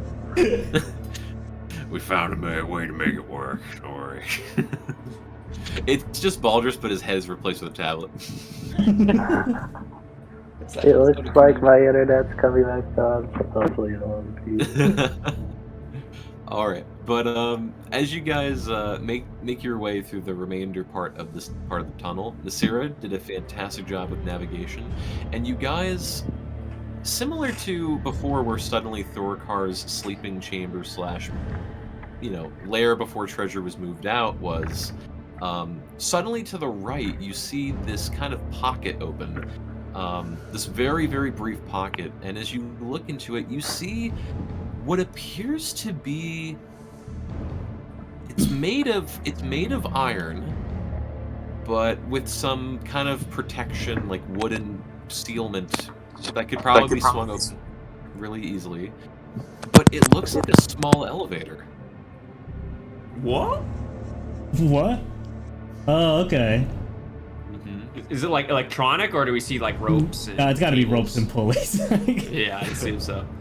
It's from what you can see looking at it, it looks like a combination of the two. It looks like whoever built this, and this would be easy without checks. It looks like, and you can imagine that the rust monsters, even though they prefer magic as the tastiest thing, iron and metal is still metal. It looks like there is a series of ropes and metal chains, some of them eating away, and just this has been replaced several times. It doesn't look, it looks sturdy, but that's kind of giving it with grace. It looks good enough as far as an elevator goes. It is very compact. There's not really much swinging room between the elevator and the surrounding walls. And there's only this tiny little gap in between the elevator and where you would step off into it. It can fit 3 people, 3 of you most likely.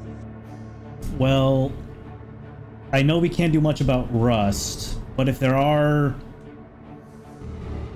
torn parts to this elevator, I would like to see if any of them could be like reinforced with mending for a time. All right. I would say, I'd say that there's probably a couple holes and a couple bolts kind of loose. It looks like this elevator has been constantly remade. Yeah. If that makes sense. That this is a constant thing that they have to keep up. But yeah, you could probably mend at least part of it to give it a bit more sturdiness, but this thing is sort of hobbled together with hopes and dreams. Alrighty. Slaughterhouse will volunteer to stay up and in case something goes awry, grab hold of the rope to make sure they don't fall, they don't plummet as hard. Is there like a rope system that could be grabbed onto? Should something snap? There is some rope, but there's also some chains, and the chains still look connected as well. So even if the ropes do slip, there's at least something to catch the fall. Okay. Alrighty. Well, technically speaking, only 4 of us need to be able to make our way onto the elevator because 2 of us can turn into bats. Mm-hmm. That's true. Yeah. I Unless can also just fly it normally. 2 of us can turn into bats. I can turn into a bat. There we go. That's the spirit. that one got a little stupid when he turned into a bat, so if he does that again... Could I hover with my wings, DM, or do you think it's too small to actually fly in there? If you turn into bats, which I believe are tiny creatures by definition, tiny can easily fit in there for sure. Okay. I mean, I can also just turn into a rat, and you can throw me in the bag of holding or something. Nope, don't do that. I'll die. it's the kind of want to do it now. 10 minutes. All right. So is even though it's made for 3, are 4 of you squeezing in, and then the last 2 becoming bats? Wanya's gonna turn actually into a tarantula that can grip the side of the walls. So you're gonna see him, and he's gonna turn to a spoder, and he's gonna crawl on someone's leg. Okay. I mean, I'll definitely be a bat if I can do that.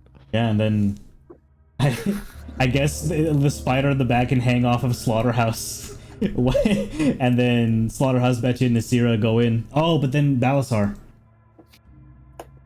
Maybe we leave Balasar behind. We just send the elevator back up to him. I'll say, He's if staying you back guys, guarding for the incoming gnomes. if you guys want to, you can squeeze Balasar in there. Like 3 of you can go in there comfortably, but 4 of you, like, it's packed. If one of us is staying up, though, wouldn't 2 of us being small animals, it'd be 3 of us, right? Surely this elevator can be sent back up. Well, that's in case this No, yeah, elevator but I does just... not break. Yeah, because there's 3 normal people in the elevator with Balasar, Betya, and Nasira, and there's 2 tiny animals, so I think I'll say Balasar pushes his way and be like, let's just do this together. Awesome. We all get in the elevator. And now it's like a packed New York subway or elevator. Yeah. Don't let me take damage, because I'll turn back into a person, and that will not bode well for this. I'm just gonna perch on Balasar's shoulder. I'll say the lever is closest to Clyde. What the fuck? Clyde, yeah, he's in the ocean right now. What the fuck is this? Clyde sees a lever in the inn that he was, and I was like, what the fuck? They didn't say anything about this. He pulls the lever. Clyde, do you pull the lever? He pulls the lever. Okay. Everyone, lever. And in unison, Slaughterhouse pulls a lever. So weird. Which one does what happens next? Who knows? But the lever gets pulled, and immediately you hear this loud clink as the elevator drops like maybe a solid inch really quickly, and you just hear all this gear turning, and then suddenly the elevator goes into an immediate free fall. Uh-oh, I'm a spider. As it just goes immediately for at least a solid 6 seconds, you guys are in an elevator free fall. This has become the Doctor Doom free fall immediately. You smell bat guano. Fucking. And as it hits the bottom of the shaft, it doesn't hit the bottom. It hits. The chain goes taut, maybe just an inch or 2 above the bottom. So it's this immediate stop as all of you are ejected straight out of the elevator. What the fuck is this doing in the Dragon's Lair? Created by purple worms. Right. Fucking And just question. from the impact, all of you are going to take 6 bludgeoning damage. How much Easy. health does a spider have? 1. Less than 6 for sure. You see the spider just explode and Wanye covered in spider guts. Yeah. Basically, like some weird frickin' scene from a Muppets movie. You all and just tumble out as a spider gets transformed into a dragonborn immediately. The elevator is still fine. The chains are taut. Maybe one of the several ropes snapped. But you are on the lower floor than the one you were above. How many feet you've gone down? You don't know. Maybe we didn't really want to have 4 people, but hey. That's fine. Do we buffer one of that damage technically from being other creatures?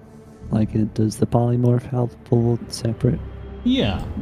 Yeah, it absorbs all of the damage that it can on that HP. So That's Wanye a will good take point. 5. I'll take 5 total? Okay.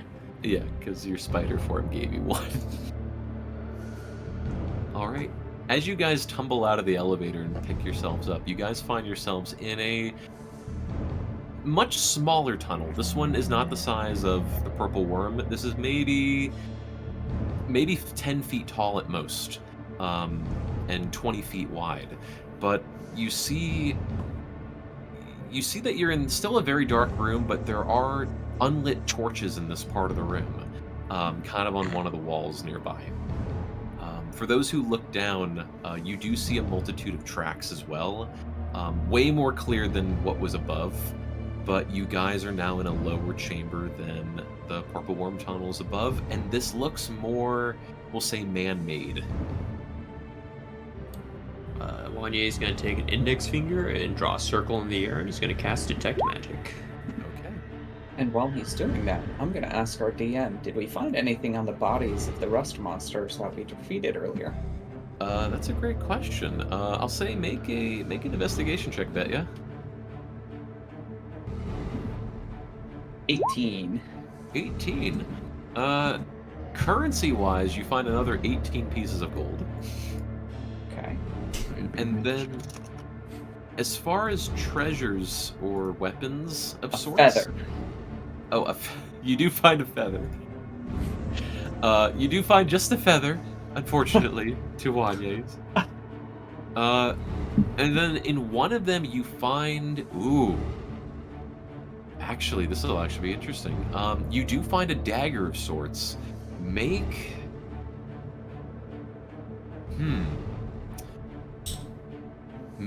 a secondary either investigation check or an insight check. Ooh. Or not investigation or nature. Sorry. Are you sure I can't do insight? Yeah, I'm sure. I had to think it over again. He knew.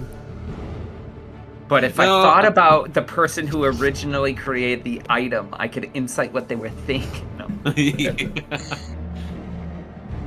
You're like one of those. 17, not bad.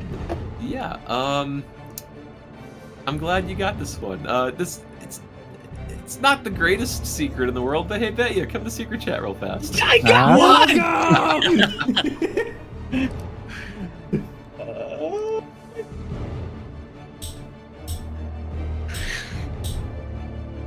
Been waiting all day for that. Yeah. Oh, yeah. Man. Guess this is how we get our dragon loot.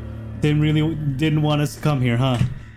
Yeah. He spent all week being like, how can I make them regret coming here? Well, I mean, This and the stuff there's a flying ship outside that we... No! You got a nat one on the insight. Oh, God.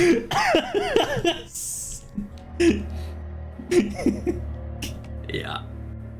We should have just been a mistake. gone for that. Think of how much easier it would have been to traverse and get to anywhere that. That's just fucking dead, dude.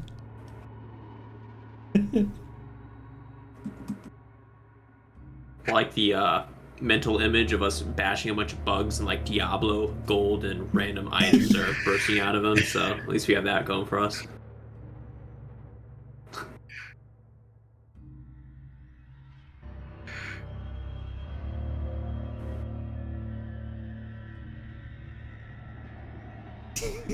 Oh god, wait a minute. I figured it out. Holy shit. It's the wand of Everybody Orcus. who's gone into secret chat has actually died, but they've been replaced. Yeah? That's actually it, yeah. Oh shit. You're next, Brandon. you gotta I go into did not secret chat. know that I was playing I Feel Fine. What do you mean, Brandon? Everything's perfectly normal. Would you like some fish? No, I'm quite alright, thank you. Yeesh.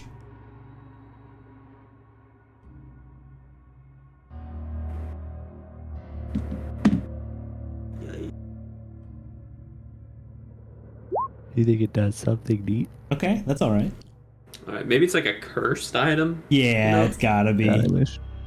I'll equip it right now. We had a cursed item. What was it? It was the cursed boots. Yeah, that was it. Boots, but I got to laugh my ass off of that. And I guess you could count Nasira's obsidian arms. Oh yeah, eternal slavery. Forgot about that. It's kind of that's a big curse. Only Yeah, if you but that's die, only though. after I die. Yeah, only after you die. Just don't die. Easy. Dun, dun, dun, dun, dun, dun, dun.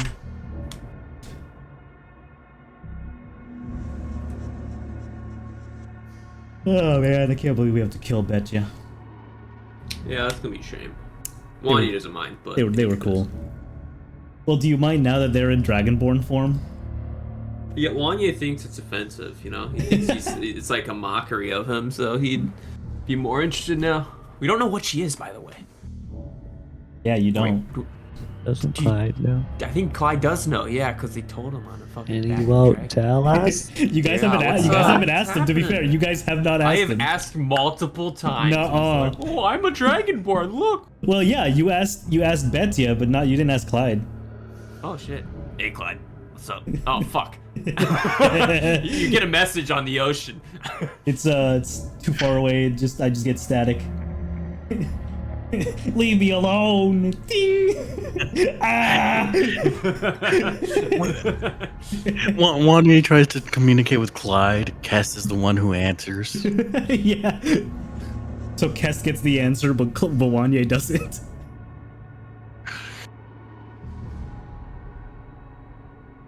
Oh man, this has got to be a sick guy. This is probably like a relic or something. Yeah, You know? totally.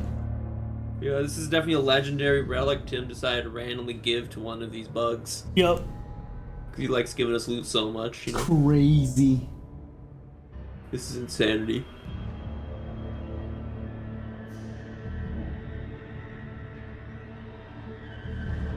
Perhaps there's like really deep lore to this item. Like, you know how there was, what was it? Like a scepter of breaker? No, it was a lance. It was a dragon lance. This is like a dragon dagger, you know? Dragon dagger super poison. That's ancient and tied to the lords of breaker. Must be. We have the staff of god killers. Sounds pretty raw, honestly. Man. Because you know a single item can't take this long to decipher. Betcha's definitely got voices in her head now. They're having a talk.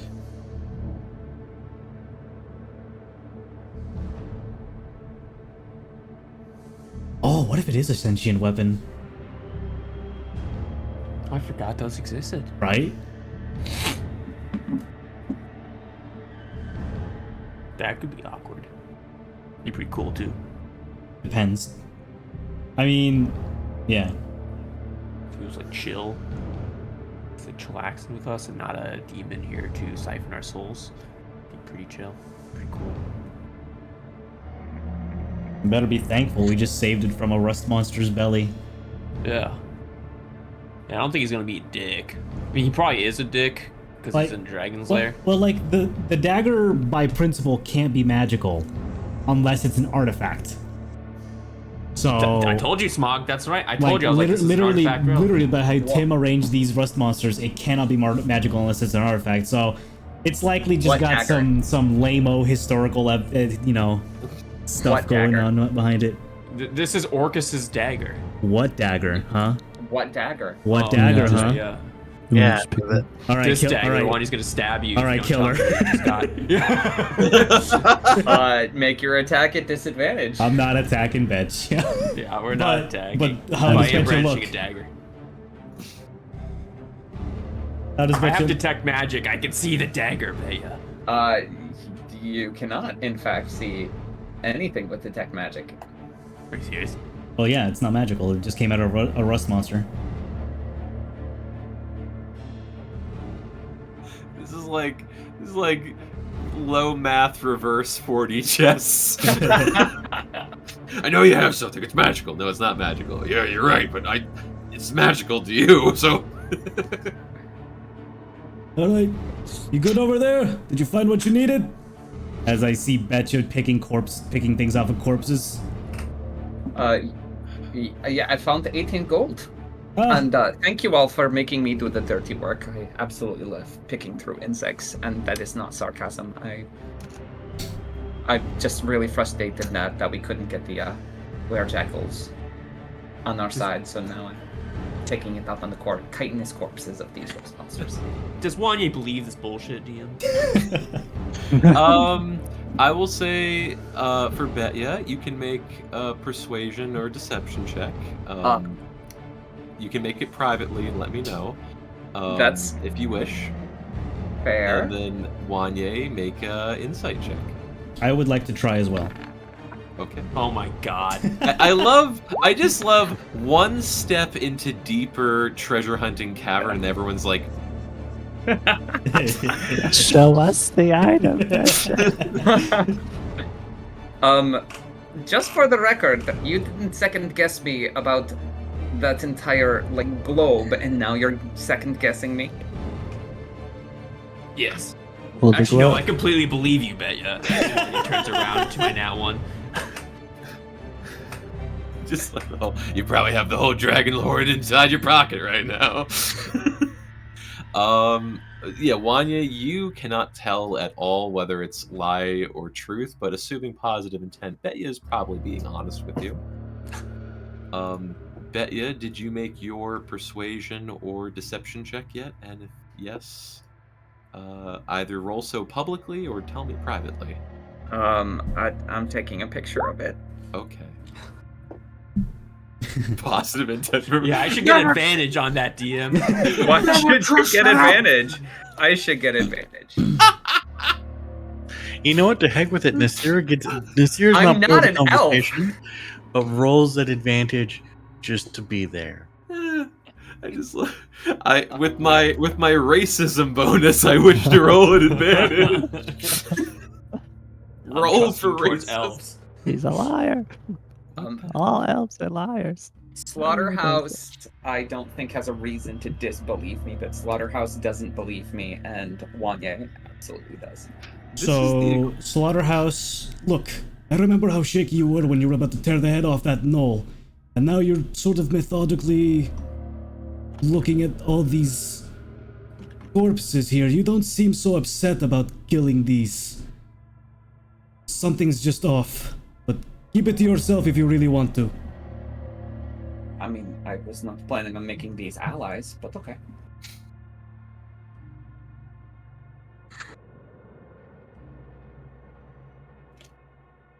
Slaughterhouse will move on. Howard!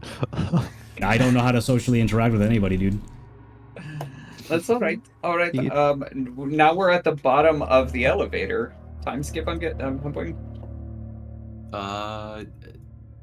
Time skip. What? Yes, because we just went back to the old chitinous ruin, the rust monsters.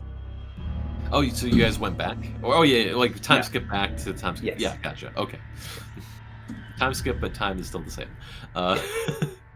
Okay. Remember when you didn't believe me about finding something? Okay, so you guys are down into this lower chamber of sorts, and at the current moment it seems quite quiet. You don't hear anything. The elevator's still standing, and the lever's there to send back up if you wish. But at this current moment, you are in a more organized, we'll say, human architecture-like hallway. Do we hear any chittering around here as we walk through? At the current moment, no, but if you'd like to make a perception, you can. I'll try. Do I sense any magic? My detect magic spell activated? Other than the magic of friendship, no, you do not detect further magic. Oh, actually, only magic you do detect. The torch itself, it has, it's actually magical in that it can be activated by command. And Siri, turn on the torch. quite literally, yeah. He's grabbing that torch, by the way. And actually, you know what? Actually, I gotta get back to you in a sec. Hold on, Wanye. So, as far as Slaughterhouse can look around, you look around for any holes that maybe rust monsters can crawl in and out of, and at the current moment, nothing like that seems to be happening. You're not sure how oxygen is getting down here. That's a little concerning. Well, I mean, he remembers, like, in the other cavern, there were just those weird holes poking through, so maybe there's something like that nearby. Mm-hmm. Yeah, and that caves breathe as well. Yeah. So, but yeah, as far as you can tell in the room, you don't spot anything out of place. Wanye, actually, great job casting Detect Magic. You sense something directly in front of you. It's on the floor, and when you look at the floor, it just looks kind of like dirt and dust on the ground. Does Detect Magic tell you the exact type of magic as well? School of Magic. And learn its School of Magic, if any. Okay. Evocation. Banishment, no. The School of Magic is enchantment. He's gonna raise his hand, and then he's gonna ball up his fist, force everyone to stop, and he's gonna point to the floor, right? I don't see an item on the floor or a trap, I just see something at the floor. You see, from where you exactly detect it, it's maybe around 15 feet wide, but you see basically just gravel and dirt and rocks on the floor. It basically looks like a floor, but you're not exactly sure what. Would you like to investigate it? I would, yeah. Wanya will relay this to everyone. Yeah, there's some magical shit going on over here. And Wanya's gonna take his hand like a minesweeper and hover it over the floor. Okay. Investigation check. You know what? This would actually be an Arcana check. Man. Let's go. Wanya is great at Arcana. I misfired. Yeah, I thought you were a magic guy, Wadu. I am a magic guy, that's why I can tell there's magic here, Baldrus, okay? I'm a magic man doing magic, man. Yeah, it's enchantment. Something's on the floor, and most likely if you make contact with it, it will activate. Yeah, there's definitely this floor is enchanted. For sure. Should I touch Absolutely. it with a mage hand? Can we just jump over it? Yeah, I mean we can do both, but I mean might as well. Just everyone take a step back in case there's like a giant boulder that rolls down. I'm gonna hover slightly above the ground, just in case. It's dark in here, right? Oh Yep. yeah, it's quite dark at the moment. Magical torch though. Bet you said you use mage hand. I asked the party if I should. Yes. So I did. After getting Alan's yes. Clyde cast Jill as well somewhere in. But yes, you have mage hand, and are you going to just pat the floor, sweep the floor? What are you wanting to do? Because it's dusty, I'm gonna sweep it. Okay, so the hand goes for the sweeping motion, and as it moves across, in unison, some of you will have a flashback to this. Lots of callbacks this session, surprisingly. But as the hand sweeps, for maybe a 15 by 15 foot space, this magic cloud of pink, sparkly dust shoots up into the air. Specifically, Wanye and Baldrus, you guys remember this all the way back to the Jaw Ridge Mountains. This is a sleep spell. Oh yeah. And the entire but this one looks a bit more potent. And so the entire dust kicks up into the air. Thankfully, none of you are inside of it right now. And you wait but a second, and all the dust sits in the air for a minute before disappearing. The trap has been disarmed. That's really it. Yeah, that was it for now. Maybe that was a false trap. Check again. I push with my mage hand again. Okay, this time the hand sweeps across the floor. No reaction. Ay. Oh, these dragons really let themselves go. All right, push on. Oh, anyway, this place is all man-made and stuff, right? Or it looks to be. Tunneled out and carved out by man, quote unquote. Oh, okay. Yes. Well, this dragon had slaves, right? Yeah, I guess so. But Well- these aren't the mines that we mined in when we were. We also saw a dragon turn into like a humanoid form. So Yeah, but when has a dragon ever actually done hard work for anything? well, dragons can have spells as well. I would like to keep an eye out for text of any kind as we walk through this place. Okay. Of what stuff? Text, like writing, Ah, gotcha. Okay. just in case, you know. All right. And I'll say for the initial point, you don't spot any text, and even runic marks. Also keeping an eye out for potential traps. You don't spot anything for the current moment. And are you guys just proceeding forward? Yep. Yes. Yes. Yeah. Wanya will keep on the Awesome. watch for magic. I bet you he's gonna suggest now that we see the type of traps that they have in larger areas, should we space ourselves out a little bit? Yeah, we Yeah. probably don't want us all getting hit by one of those at once. I'm pretty squishy, but I also have, I believe, the best perception skills of all of us. I can fly and carry you. Oh, That's fair. Apache gunship style. okay.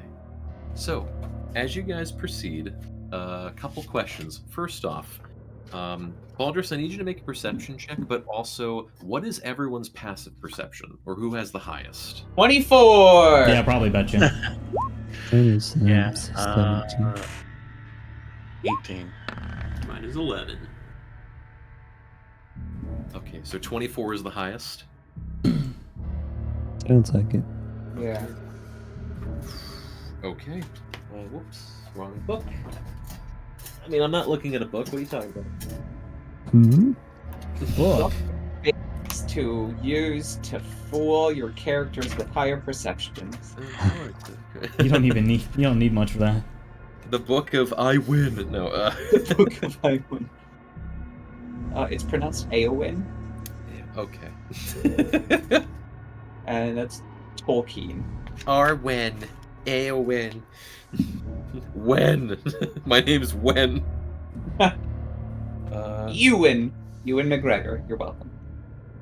Ooh. Okay, so in this moment, you all start walking. Baldrus, you are also keeping an eye on traps, as well as all of you are just naturally keeping up perception. At some point, I'm gonna roll for who. I'm so sorry.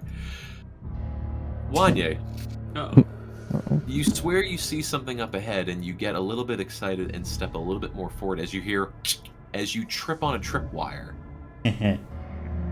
In that immediate moment, let me roll a dice to see what happens. A couple things happen in unison. Power word First kill. and foremost, power word kill, of course.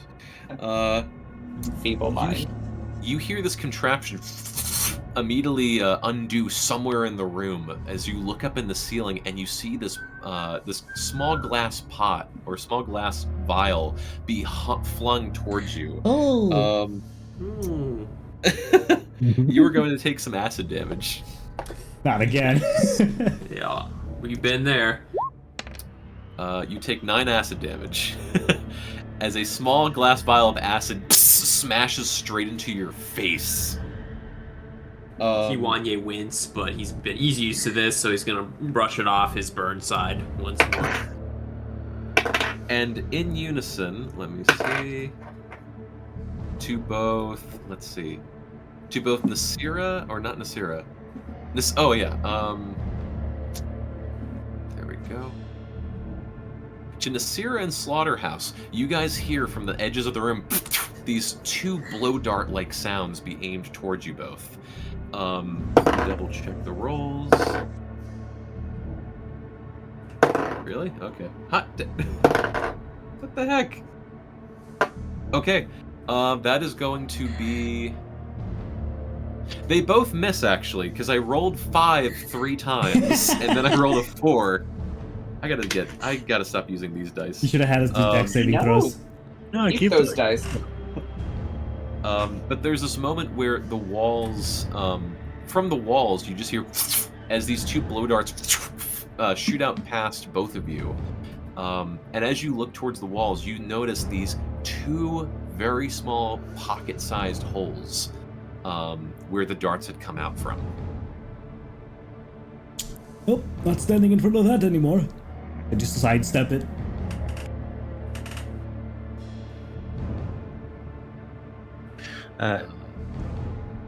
Yes? Nasirus just sticks a finger in one of the holes. Why would you? Ah, well, your hands are made of that. Okay, so you stick your finger into the hole, You say poop. and immediately something bites down on your finger. You are going to take plus that 6 piercing damage. I pull my finger back and go, ow! Which is crazy because your hands are made of this obsidian rock material, but pain can still be sensed through them. Okay. What have we learned? That there's something bitey in there. Well, let's flush it out or something.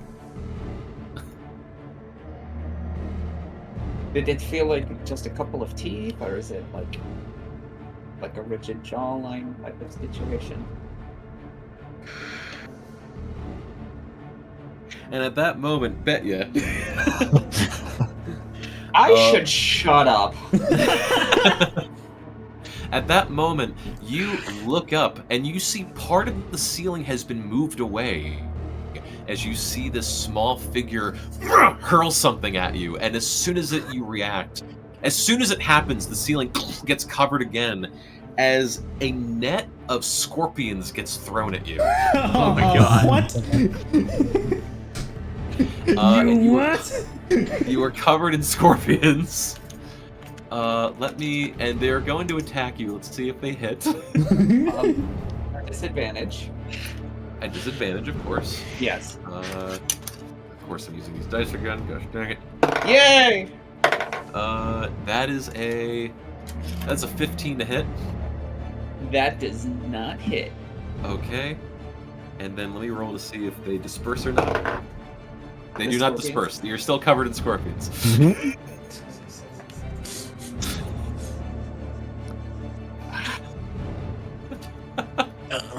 So when I stuck my finger in the wall, how thin did the wall feel? It felt like there was a lot more space past your fingers.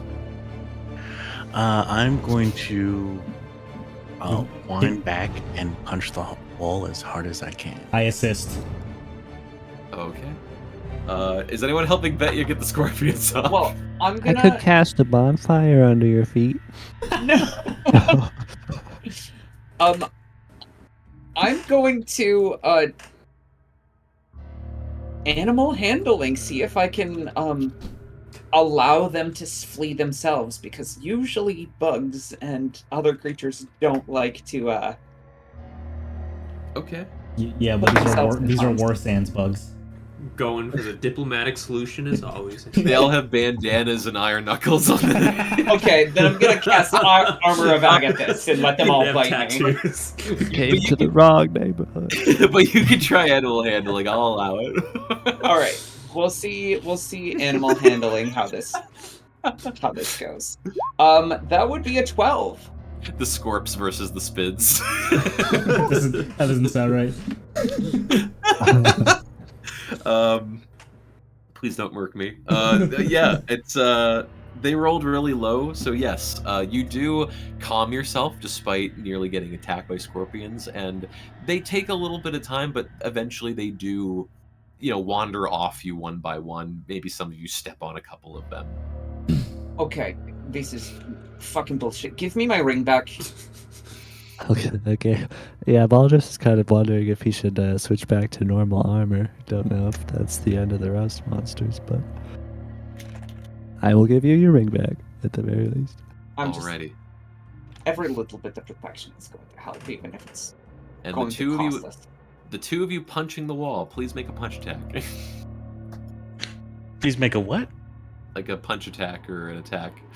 An armed attack. Great weapon master. Fuck it. A single purpose Recklessly attack. punching.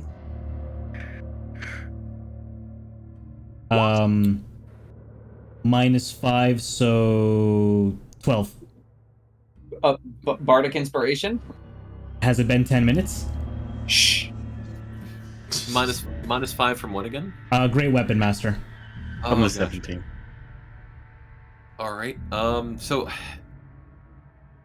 it's a wall, so it's not going anywhere. Okay.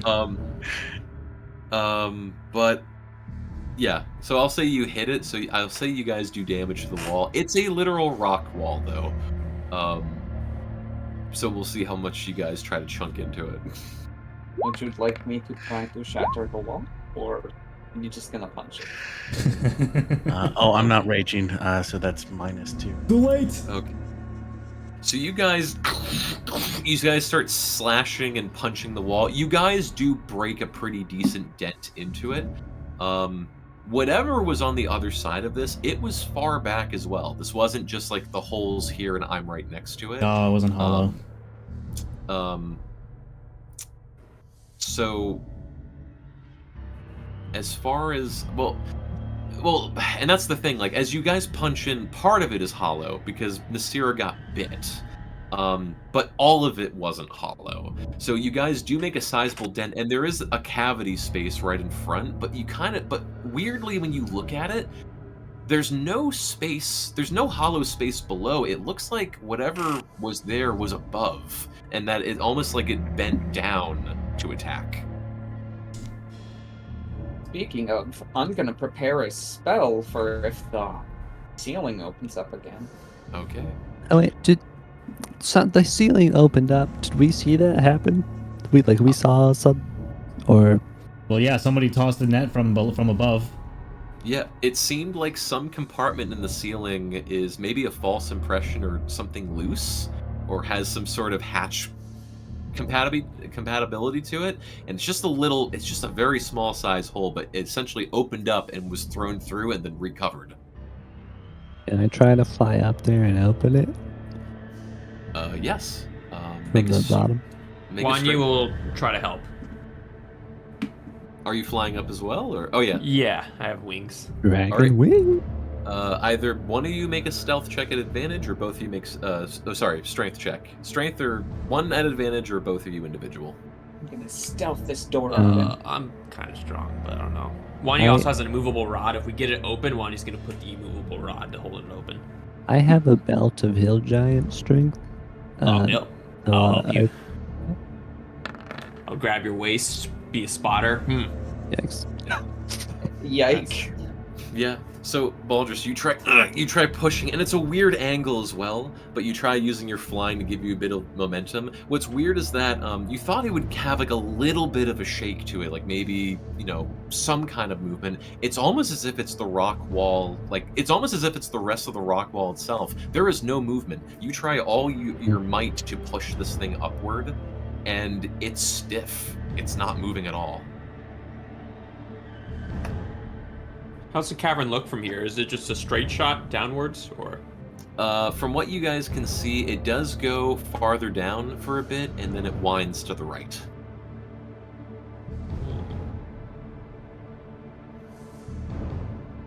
Well, I guess we should keep our eyes out.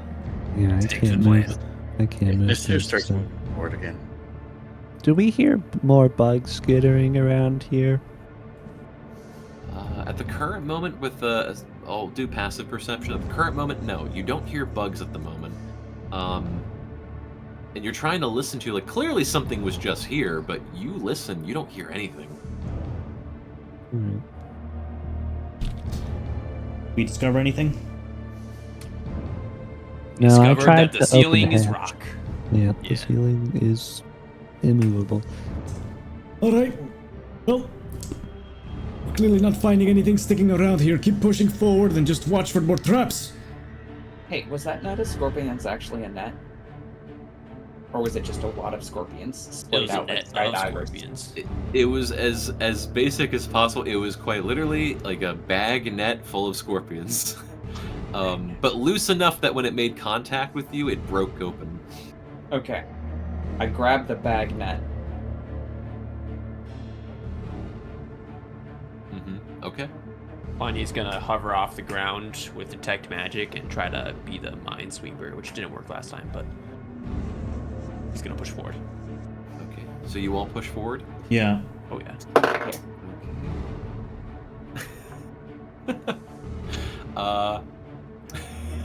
Betya, you said your passive was 24? Yeah. Okay. As you guys push farther along the edge of the tunnel, you're not to the winding part yet, but you are the only one who hears this. You hear something from behind, and all the way back to where the elevator was, you look back and you see what appears to be a very small figure with some sort of energy in its hand that was not there before. And as soon as you see it, it casts this magical energy at all of you. Let me double check the spell. Uh-oh. I Mm. dive in front of everyone to land on the grenade and take one for the team. Okay. I don't think that's how it works, Chief. Yeah, that's how it works. That's how it works. Baldrus Alright. allows this. Okay, that is going to be how much extra? That is a 23 to hit. That hits. Okay, since Betya is going to take the grenade hit, this is Scorching Ray. Okay. There we go, and it's only at second level, so it's not too much. All right, so you are going to take this much fire damage, 11 fire damage. Okay. I and it's- take 11 fire damage. All right, and then as soon as the spell is cast and makes contact with you, the small creature books it off to the side immediately, out of sight.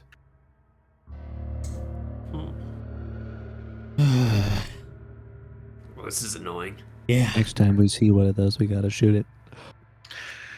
All right. Well, that's fucked up. Betya, from what we talked about, you probably know what this thing is. Oh, Ah, do you bet ya? Hmm. Hmm. do I At what? this- At this point, after seeing what's happened and being told, because I had not seen the opening in the ceiling, I was too busy with the fact that I got bit. At this point, Nasir wants to ready. If another opening is close enough, she's going to use feline agility to dash through that opening. Ooh, Okay. good call. So are you trying to run back to where it was, or are you running? No, not that one. That one's too far away. The next time there's like a wall or the ceiling or anything opens up close enough, Okay. she's just gonna full on use everything she can to move as quickly as she can through the opening. Would you Gotcha. relay this to us? Would we know, or are you keeping this to No, yourself? I'm keeping this Awesome. to myself. Based. All right. Okay.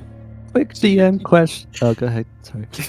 So whatever these things are they just living here naturally, or are they under the orders of this dragon protecting its whatever remains of its horde? What do you Well, They're think? eternally bound to it. They're like cursed, you know. Hey, Looks, I Wanya, betcha. Hey, what is the strongest creature in the entire world, according to you? oh, probably me. Yeah, well, what type of creature do you call yourself? Oh yeah, like a sick, really huge dragon. I would say there's like ancient dragons, and then there's ancient great worms, right? But I'm above that. I'm like a epic worm. As you two were talking, Betya and Wanye, 2 more blow darts come out from the walls. Let's see if they hit. Are we just standing still while all this is happening, or are we like walking Oh or yeah, talking well, through a hallway? Wanya Oh, was we're going- going, but like- he turned around to bet you. I'd like to be making some progress through this hallway. We're walking. Yeah, Ben is and gonna that's continue to move. and that's what's happening is that at some points you guys are standing still and things are happening. Sometimes you guys are moving, and when you get to a certain point, more things Okay. happen. Okay. So on Wanye, that was a natural 20, Awesome. and on Betya, it was At disadvantage? At disadvantage. It rolled. I don't remember what it rolled first because they were stealthed. But let me Okay. just roll. I'll roll fresh. Regular. Okay. That's a. That's an 18. 18 is my armor class. Gotcha. Okay. So for damage on both of you, there we go. Ooh, this is actually really nasty. Mine's double, right? Yes. So for Betya, you take 6 piercing. Okay. Wanye, you take 12. Ouch. And then as you guys get hit with these blow darts and you pull it, and you try to pull it out or look at it, you notice that there's insects on the blow dart. Oh, disgusting. And it looks like the bugs are trying to eat you. You gotta suck out the poison. Is there anything you guys would like to do with the bugs? Wanya's gonna try sucking out the bugs. I'm going to cast Armor of Agathist on myself, so anything that attacks me is going to take damage. Okay. Okay. That's fair. And so, Wanya, are you just trying to suck up the bugs and spit them out? Oh yeah, like a snake wound. Okay. I will say it is that easy. For you, you just very quickly, as crazy it is, bugs! And spit them away. There were only just maybe 2 or 3, but they still looked pretty nasty. For Betya, you did your Armor of Agathis, and they tried to bite into your flesh, but as soon as they bite, they immediately died. Gotcha. Yeah. So, threat averted at the current moment. I really don't like this guy. We are gonna have to torture him to death. This is wrong. He put bugs on the dart. Die. You think it's just one? Could be multiple. Hmm. I haven't sensed him with my magic though, you see, so That's interesting, because it makes me feel like you might not be as strong of a dragon, because Okay. every single one of these things wants to be a dragon someday, and you see her dragonborn form shrinking until it is a Kobold. smaller version of something else.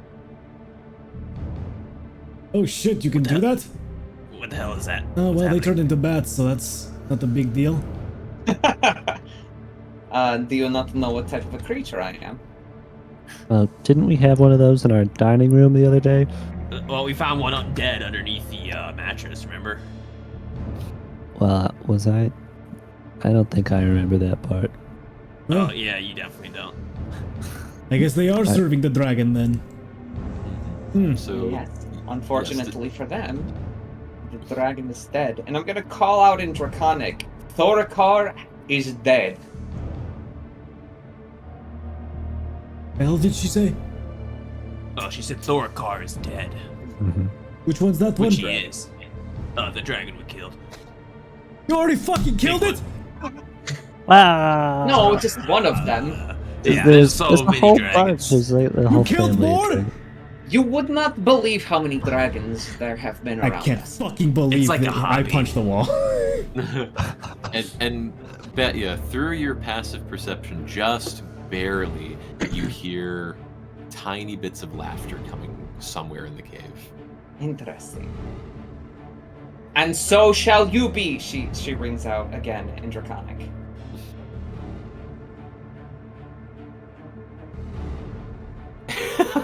And then very, very creepily, next to the wall, if you would be next to a wall, one of the small holes you hear right next to you, you just hear, "Good luck," in Draconic. Wait, hold on now. There's a hole in these walls right next to us, There's all and of these holes. it sounds like something is coming from them. Yes. The walls just spoke to you in Draconic.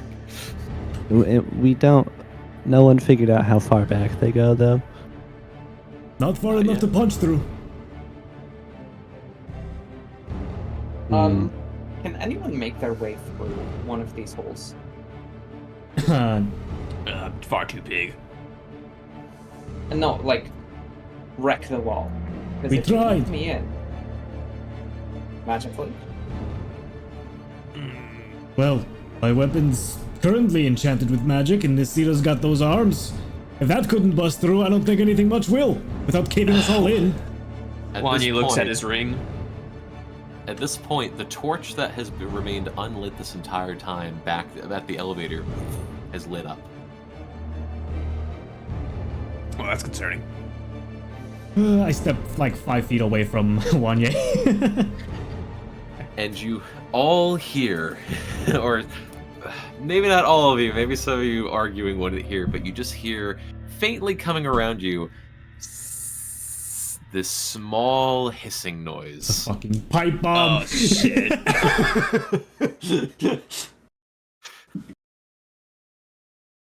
What are you guys doing? Hey, Baldrus, you got your little interdimensional hole thing? We kind of need to go fast. Do you have it? What do you mean, like the one that? Okay, With the fuck it. rope? Dimension door. I- Wanya grabs his ring. He casts Dimension Door directly ahead of us, 500 feet. You have Okay. to. Oh, you have to be able to see it. Yeah. And also, you can only carry 2 people through Dimension Door. Oh. Yeah. That's Baldrus. Slaughterhouse will run towards that hissing Okay. and try to identify it quickly. Okay. I'll say very, very clearly, you'd probably know this, but as you get up close to, you see a somewhat larger size hole coming from one of the corner parts of the ceiling, and as you get up to it, you very clearly smell gas. Oh, snap. Protect yourselves from fire, now! Does this tunnel go down 500 feet, DM? From what you can see, you maybe move another 200 feet. Yeah, Wanya cast Dimension Door, and Baldrus is coming with me, so Okay. I'll cast that. Okay. What are the rest of you doing? I'm gonna block the hole as best I can with my body. So many selfless people today. Okay. So it's really hard where it's up in the top like corner of like this part of the hallway. So you kind of have to go up and maybe press into it with your hand and hold your body there. Mm-hmm. Okay. I'll say easily enough you get up there and you block it with your body. All of the gas is behind you. No more gas is entering the hallway right now. Okay. Pass through. I can tell everyone to rush through. Oof! On the double, now! We're beyond it, right? Me and Yeah, we Wanya. can't even hear him, Baldrus. We are 500 feet ahead somewhere. All right. All right. And when Betcha and Nasira are a safe-ish distance away to the point where maybe even my new dark vision can't see them, that's when I will start sprinting after them. Okay. So there's this moment where after letting everyone pass through, unless someone wants to try something else or different or crazy, you quickly sprint on ahead as fast as you can. And at some point, you get around the corner where it shifts to the right, and you meet up with everybody. And after maybe another 10 or 15 seconds later, you just hear this ignition and the previous chamber light up in flame as the gas finally caught up to the torch. That would have been fine. Call? Oh, which Wanye had on him, yeah. And at this point, you guys sneak around the corner a little bit. And as you guys kind of zigzag back and forth for a little bit of time, you enter upon this hallway where we are going to end the session, but just to give you a visual of what is yet to come. Yo, we got a map. And when you round the corner, you also see at the very end of this shorter tunnel another elevator of a much larger size, but only just larger. Oh yeah, we're going deeper, boys. Mm-hmm. And that's where we'll end the session for this week. See. This is literally Terraria. Yeah. Going to hell, boys. All these kobolds better cough something up, bro. Our sunk cost fallacy's kicking in. Yeah. I was wondering how much you guys were gonna spelunk versus RP, and yeah, I actually really like the RP despite the tragedy that happened with the tribe. Yeah. They could have joined us. They disrespected us. Yeah. And then sometimes you just roll in that one despite having good bonuses to your fucking persuasion, you know? It just happens. Yeah. Yeah. Couldn't be me. Couldn't be me either. They would have been hard to persuade regardless. They were, you know, once when you're part of that union, you know, you get all those. It's hard to let go of those benefits. Yeah, exactly. We did the right thing morally and killed them. So Sure did. My only nat 20 today was to ensure that we didn't get into more fights than what we already had. Bet you're gonna tell us what you got, by the way, one way or the other. What do you mean? She got nothing. Alrighty. So at this point, as far as you guys' adventure, and I'll bring it back to the main screen. So something I forgot to add, but you know, or something I didn't think of to add, but it would make sense. And now I gotta change it right now. It's not just the days remaining, but I'm also keeping track of the time of day. Moving forward, every second counts. I know we spent a good few hours in there. At this point, it would be 2 p.m. in Fort Worth. There we go. So you have 6 days remaining, and you're halfway through the first one. It's all right, guys. We got 312 gold, so we're good. Yeah, we're doing good. This Rock is a great solid. return on investment. So I think next session will get more technically interesting. This was more RP and secret chat interesting. I didn't expect today to turn out like this, but I liked it. Yeah. Secret chat. I sat here and I said, Tim, it's like I figured it out. Everybody who's going to secret chat has been killed and replaced with doppelgangers. I don't know that I'm actually playing You Feel Fine, and now I'm in danger. I cannot confirm or deny this. Speaking of You Feel Fine, next session is not a session, or next week is not a session, correct? Yeah. Correct. I will be partying it up with family in New Mexico for 4th of July for a bit. Noise. So unless something crazy happens or some vast sickness rolls through, next session will be July 9th. Got it. Cool. And I'm thinking if everything works well, we'll just basically punch through with 4 sessions in July. Wow, are we going to, celebrate my birthday on the 9th? Ooh. Do you get a nat 20? Green is zero loot? Do I get a free nat 20? Well, we should have done something like if it's your birthday, you get inspiration. What my one friend does is if you get a nat 1, it's automatically a nat 20. Oh. Nice.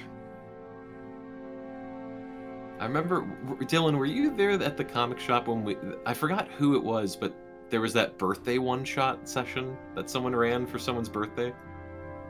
I don't recall. It was very weird, but it's the first time I got to play a level 10 character, and I killed a whole village by using Firestorm on it. Yeah! Happy birthday!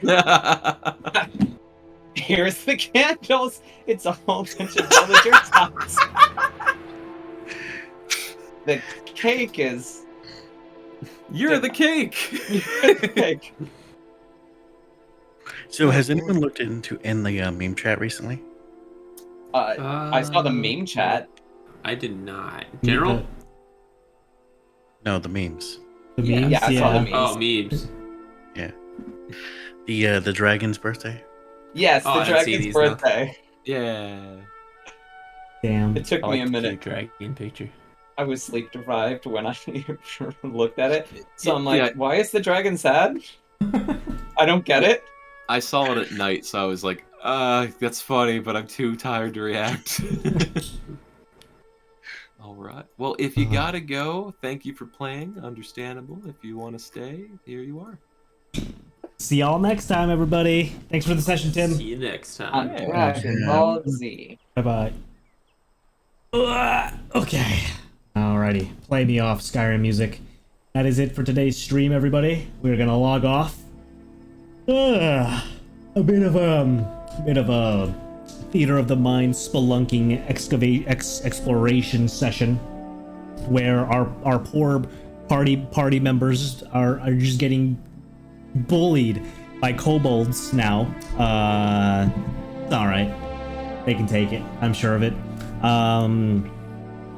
Hoping for a bit more combat next session, but you know. We'll see what happens. Our DM definitely nailing it home that we have made the incorrect decision in doing this and have successfully wasted time, precious time, remaining to defend our fort. But you know, the D&D party's gonna do what it's gonna do, and that's what's happening there. I will catch you guys on the next stream. Be on the lookout on our Discord for when that's happening, because I still don't know yet, depending on motivation and all that. But I'll catch you guys next time. Gonna be playing more Hogwarts Legacy, or Scholastic Crown of the Magister, stuff like that. Thank you all for watching. Lair, Little Brooks, Sojin, and take care, guys. I'll see you next time. Bye bye.